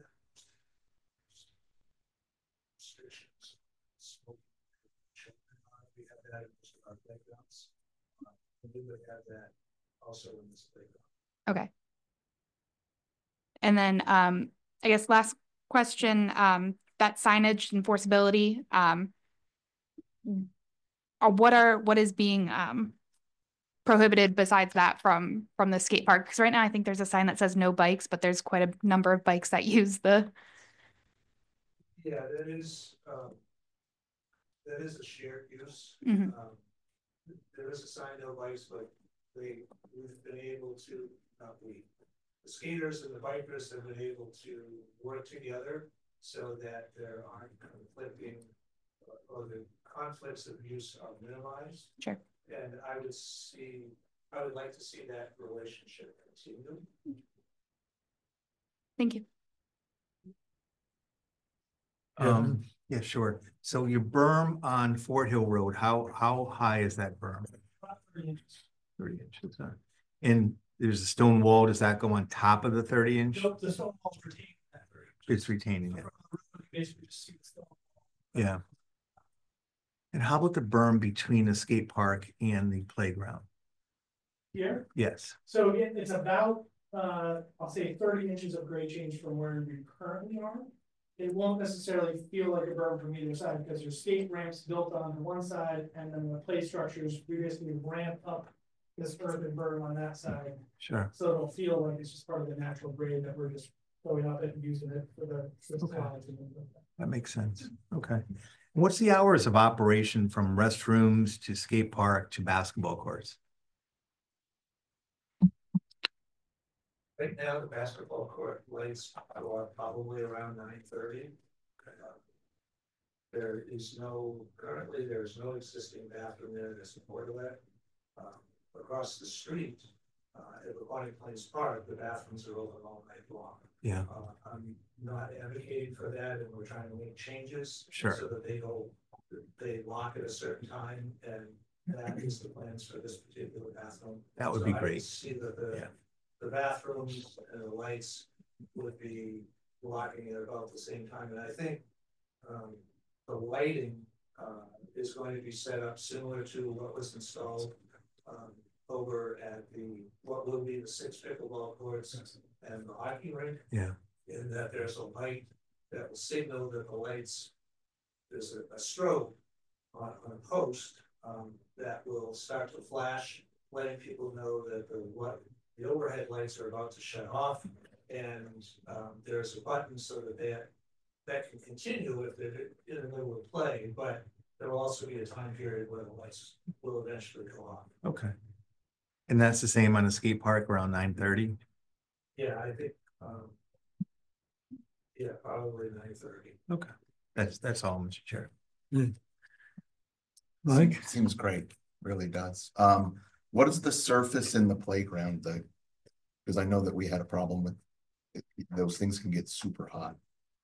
It is the rubber infill surface, so similar to what's at the Plains Park. Yeah, because I've read reports where that stuff can get, you know, 100 degrees or very, very hot. It can get warm, partly why there's some shading around it. It will go to the colors and stuff that we use on it. We haven't seen it get as hot as like synthetic turf and fill, where you have a whole lot more and darker chrome. This will be a lighter color. But something we need to definitely look at as we get kind of the color spec of that rubber surface. I haven't heard of any complaints, not the chronic planes with the surface temperature. No, there's never been a complaint about the surface, either at Aquatic Plains or down at Depot Road. That's also the surface. I've just read articles where, you know, it can be very dangerous. They can get temperatures that are really. That's fairly new to me. I definitely deal. I can look. I can find the articles I read that I read. Yeah. What about trash receptacles or things like that? Or those kinds of things proposed there, or what are we doing? Yep, some big belly trash compactors, which is what the park has been moving towards those type of facilities. You can just fit a lot more in the same bin. So we have a couple of locations for those on site. Okay. And will town staff, do they visit it? How do you lock a bathroom and make sure that there's not somebody inside of it? Does town staff go there and? No, this would be, I'm sure they're designed so there's somebody's on the inside in a box, they can get out. Leave the building. Okay. It closes. Gotcha. All right, that's fine. That'd be a downside, right? Well, I mean, you know, the thing is that bathrooms like this can sometimes be attractive to people that you don't want, that aren't using it for a bathroom, you know? So, that's all. Those are all my questions. I should say too, we talked about this before, the security lighting and the entrance too, so it's gonna be really well lit. So there's some elevations, I think, on the first couple of pages that show the initial drawing of the bathroom. Yeah. So where you enter in there, the security lighting above is gonna be really well lit to keep, and we had talked about that in staff review in terms of security. Okay, all right. No, in New London, under the bridge, they've installed a number of porta potties for the homeless, and they've become places where people actually then occupy. So it just, you know, that we want to keep this safe. That's not really an issue. No, I've been aware of. Yeah. Someone utilizing the bathrooms. Yeah, I mean, it's unfortunate, but that's the world. And that's not affordable housing. No, it's very affordable. It's a shame. What it is. Classified affordable. That's all. No, yeah. One little other detail, just a functional one though, for the locking schedule for the bathrooms. Since you're gonna have a schedule for when the lights go off. So if you're gonna have a whole bunch of people and then the lights go off, a certain percentage is going to want to head to the bathroom. So the timing for the bathroom self-lock should probably be 15 minutes or so after the lights have to go off, or then every teenager will be finding a way to go to the bathroom. So that's just a good little detail. The lights for the lights along the multi-use path, and you say it's the same ones that we used in Aquatic, which look fantastic. If you remember, I had a concern about ones that were under trees. Yeah. And in this case, we're looking at how much of it is shaded. Yeah. And it's mostly shaded. Yeah. So how does the solar thing keep going? Yeah, well, we've had discussions with the reps that rep it to make sure that we'll get enough solar access for this, and they've assured us that we will with where we place them and with the solar canopy. There's a couple places as we get down where we're tight. Yeah. Where we've specifically been able to switch because we had another pole of a traditional light source close by, and being able to use that as our light source where we're kind of in a dense retaining. Okay, and I would think that for that little 6-foot path that takes you into outside of the park, that's not part of this project, right? The 6-foot path that's yeah, that's a multi-use path that goes all the way around. and it goes around and goes through there. And that one you said you're going to use the solar bollards. Right? Those will be 100% shaded because of the fencing that's in either side.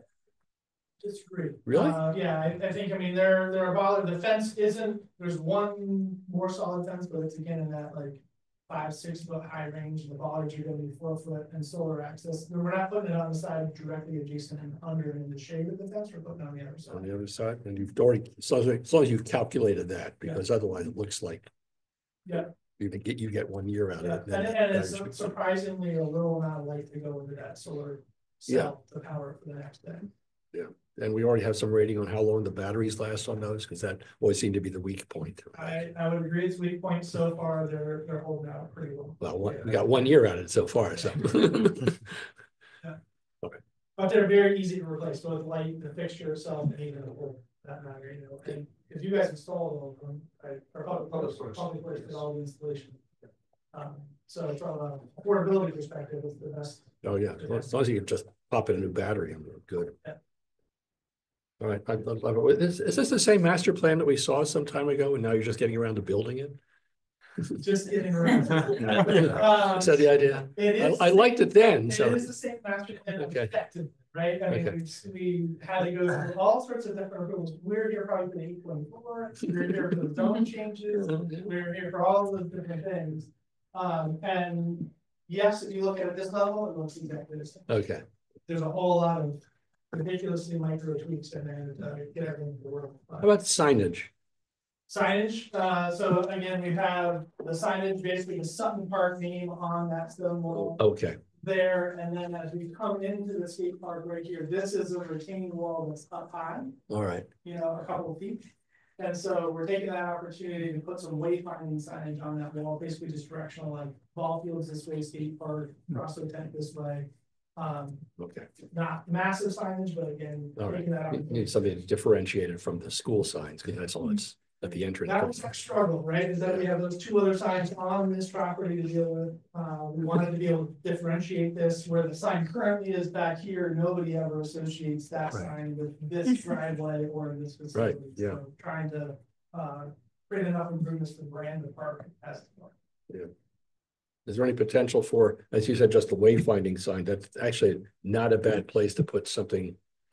At least with not artwork, but a bigger header than you would. A wayfinding is a little 4-inch thing. I'm thinking you have a bigger header saying Sutton Park. That's because we do have that battle of having, you know, the right side says the middle school, which is on the left side of the driveway. The left side says the other school, which is on the right side of the driveway, and none of them say Sutton Park until you get down there, and now you have a little wayfind signing. So it seems like that's a good place for drivers to see this is how to get in. Yeah, so I mean, we struggle with the signs, to be very honest, right? Because if we were to put a big sign here that said, hey, this is a wall-mounted sign, we would probably start exceeding your sign calculations because of the other 2 signs that we don't have any control over that are on this property. That's why we're able to get the square footage that we have currently, basically reappropriated to that wall sign out here. And then here, put the signage that's big enough, and you know, that people will know, okay, this is the driveway to get in. And that's the driveway to go up to the schools. And you know, we do show that little blob right there as a place for placemaking artwork. We know that there's some sculpture trails in the work and things like that. So we located one piece of sculpture there, another piece of sculpture down here at that trail intersection, so that hopefully you can get some artistic branding around the park as well. I don't see a stop by there. Is that a stop sign for people exiting? Yeah, there would be a stop by. Okay. Yeah. Right. I'm good. Thanks. Okay. Clint, do you have anything to say? I may have missed it, but are there any security cameras scheduled for this location? No. Got it. Yeah, I didn't have any new items to bring up. Does anyone have anything else? So ready for, does anyone, everybody looked at the proposed motion? Sure. Anyone need a copy? Everyone good? No, because it was very simple. Yeah. Good. Any concerns with the motion?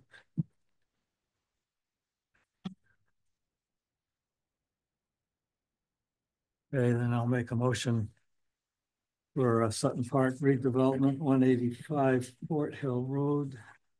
Motion to approve site plan application SIT 240015.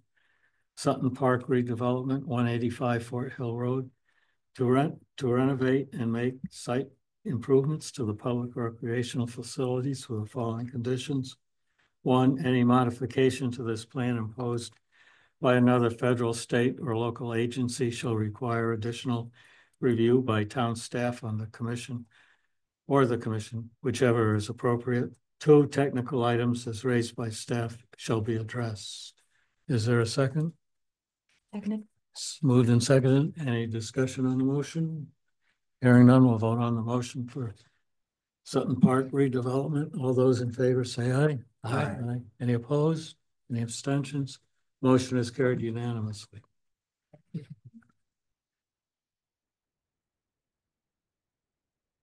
Next, new business, new applications.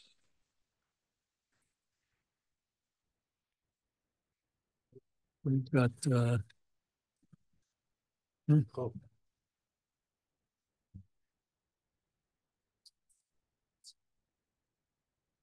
we've got SIT 25002, building addition 2 and 4 Pearl Street. Yeah, I believe you saw this when there was a variance application. It's basically connecting those two buildings. Oh, that's a long time ago. Kitchen and to be more efficient. Is this another change? Is this a change to it? I thought we already. No, you didn't. You saw the variance. Oh, it was just the variance part. Yeah. Because that was a long time ago. It was. Well, referrals, we have a City of Groton referral for their plan of conservation and development. Right, they are going to add, they recently had a, let's see, a city community resilience plan done in 2022, and they want to incorporate the findings and recommendations of that into their POCD. Does anyone have any concerns with that? Okay. Report of chair. I don't know if this will be my last meeting or not. But I watched the last meeting of the appointment committee. I was very perturbed by how they handled business. I don't know if people wanted to see it. It's just that they're, I don't know, not very good at asking questions or understanding what's going on. And when we really look at what they're trying, I don't know what they're trying to do, whether they're trying to just completely disrupt the commission, this commission or not. Or whether the commission should take some legal action against the council, because the charter says they're supposed to support commissions and they're not responsible for the decisions made by commission, which means they shouldn't be really interfering with what we're doing. We should be independent. We are on purpose to be non-political. Did the discussion talk about decision? Did the discussions, when they had, what discussions they have, which I didn't see, did it talk about decisions that we made? No. See, that's what bothers me. Well, but they won't say anything, and when they don't approve a person, they don't pass a motion to say good or bad, and because there's no motion passed, they can't go to the council for action. So they're not really doing what they're supposed to be doing. I just can't believe their way of acting. Seems as if some of the times the rules that are in place are followed, and some of the times Yeah, not. But they are recommending a certain individual for replacing me, so. Yeah. And to clarify that, at that meeting, they did, the way it sounded was that they thought that it would make me chair, and I believe that that will not be the case, right? That's right, it would not. We vote on our. You have to vote on the officers. So I will not be chair even if I No. eventually seated as a full member. No. Right, so if I could also comment. So, one of this issue, which, what I found in my serving on the commission is that we don't really have tension within our commission. And you see that from, it appears the council has tension. It appears other commissions have tension, et cetera. And I think what, Jeff, you've led is that you've stuck very closely to the swim lanes and the mission of what the Planning and Zoning Commission does. And so this appears to be an intrusion by the town council on our purpose and our mission. And where it relates to myself is that understanding that I'm very, Lauren and I are we're advocating for each other in order to come to a full-time position. We very much respect each other as far as that's concerned. But at the same time, even though I filed for it, just like Lauren did, we both knew this, I was never granted an interview. And even though I may have provided expertise over the last 4 to 5 years, because there's not anyone else, I don't think, in town who's ever been in a tier 4 data center, who's been in the development of supercomputing, centers, who's been in the development of hundreds of data centers. As a very large landowner up in Ledyard, neighboring town, I think I understood the issues behind Mystic Oral School and advocated for the right things.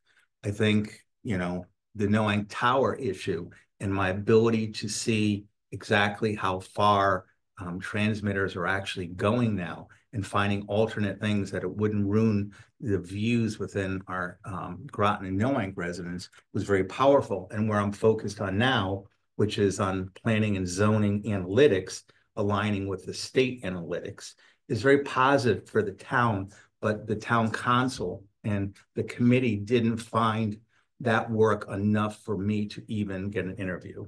So I find that there's something appears to be incongruous. Is it discriminatory based on age? I don't know, but it appears to be some sort of pretty significant discrimination by not providing an interview as far as myself is concerned. It was, as we say, an epiphany, shut up and dribble moment. That's all you do. Just provide to the town. But if you have the ability to utilize the talents that you've learned on this commission, and Clint's new, and he's a very talented technology guy as well. The point is, stay where you are without any interviews. And I find that to be very disturbing. So thank you. And I do have a concern. I also was not interviewed and wasn't intending for this, obviously. But the concern rising that, as I understand the case law, if the town council did not follow the appointment to the letter of the charter and the applicable policies, there could be a challenge against any, if I were seated, there could be a challenge made by an applicant against a vote that would render this commission illegally formed. So that is a leading concern of mine. Is the town council following all policies and procedures to the absolute letter to ensure that They're not. the sanctity of our commission is happening? No, they're not. Hey, guys, But sorry, this isn't an item on the agenda. No, I know. So this is supposed to be a report out rather than a discussion.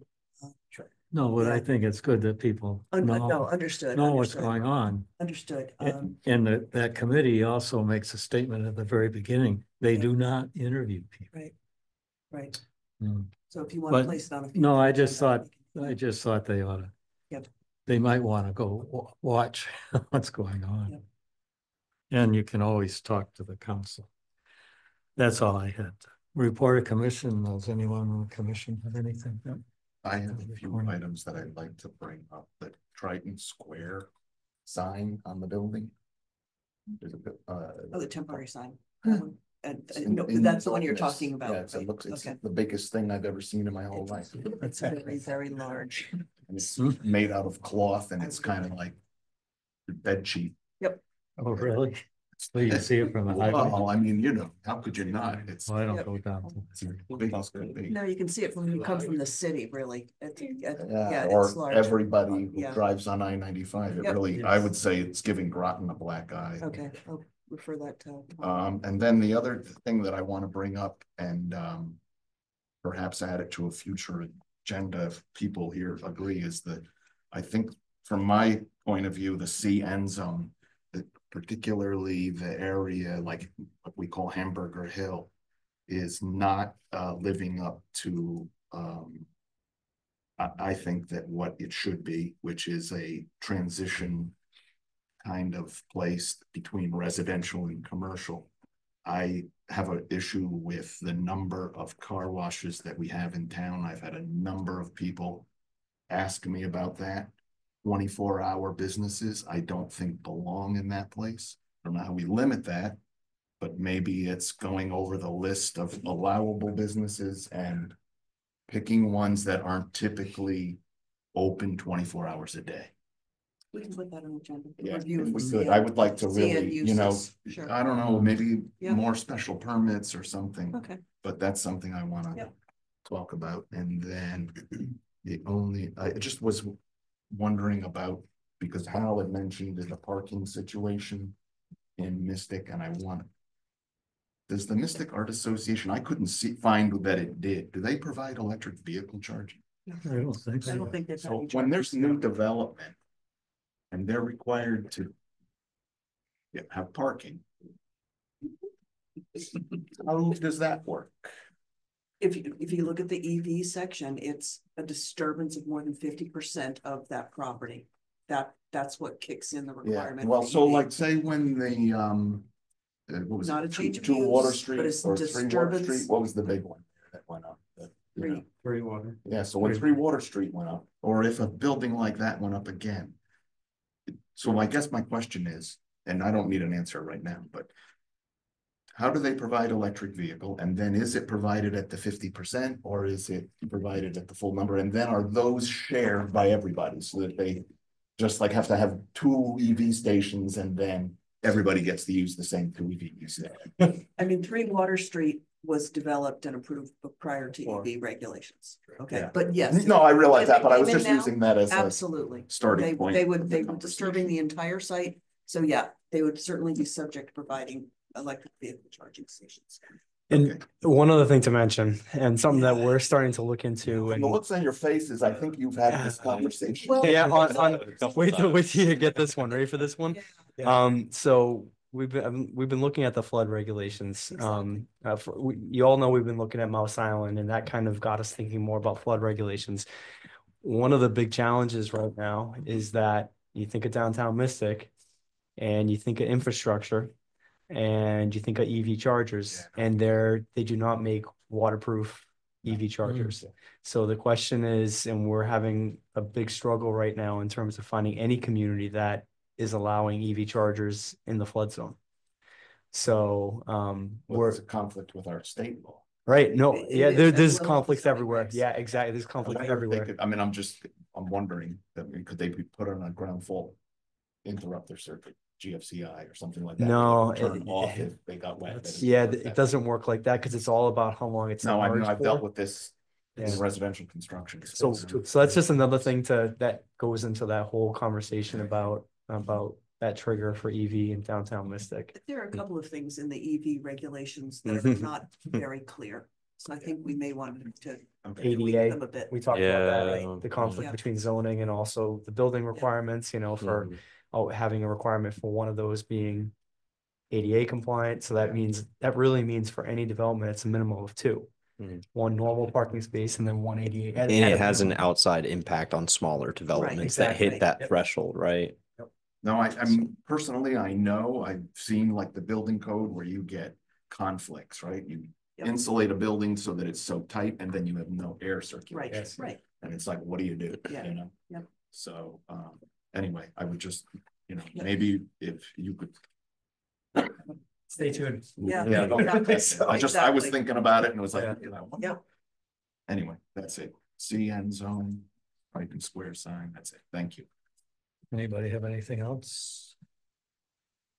Nope. Staff have anything to report on? Except for tomorrow. So I think you all have gotten several emails on it. We have our next community conversations tomorrow, starting at 5:45 over in Drive 55.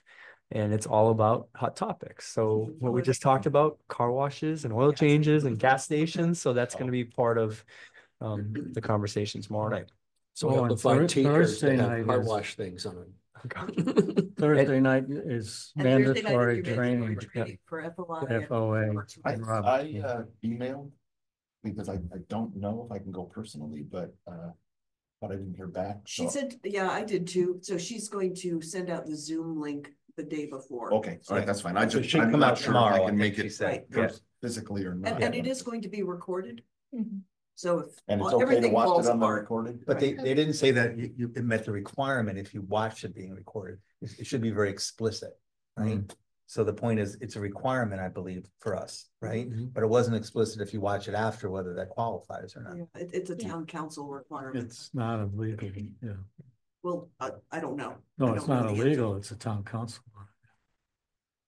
Finally. I told them they're the ones that needed to go.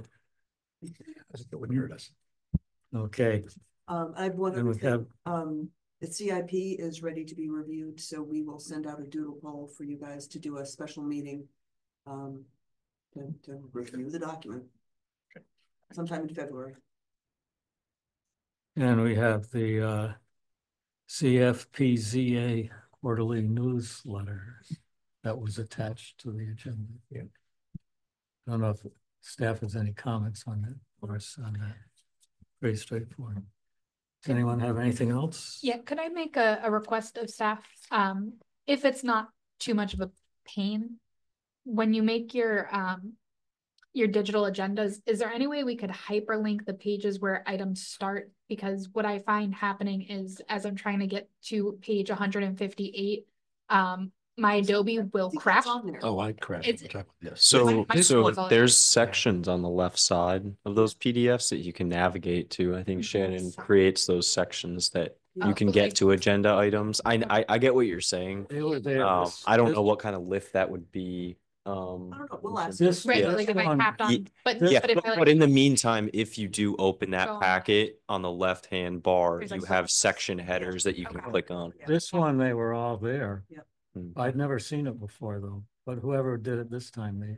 I think how it pop, how it should, they do pop up, but it's Yeah. whether or not, like when it pops up in Adobe, whether or not it shows up on the side. Sometimes it pops up, sometimes it Well, doesn't. well, this time It it will popped, pop at up, least yeah. on my computer, it Yeah. popped up and I So couldn't some people believe think how, it's like- Yeah. I yeah, couldn't believe we can how play easy with it was That's a to good idea. to go to a section. Yeah. It's funny to say that, because I see that. Hmm? Yeah. I'm pulling it up right now. But yes, go ahead. Okay. just be a pain. That was a big With a agenda longer packet, packet. you know, like so. yeah. Oh, yeah. Yeah, at home I have no problem. I get to hear it. I'm reloading it all the time. Oh, it doesn't work. Well, I haven't tried the tabs, which I haven't Oh. seen, but I cannot get down to page 150. Oh, you can't? It just crashes you.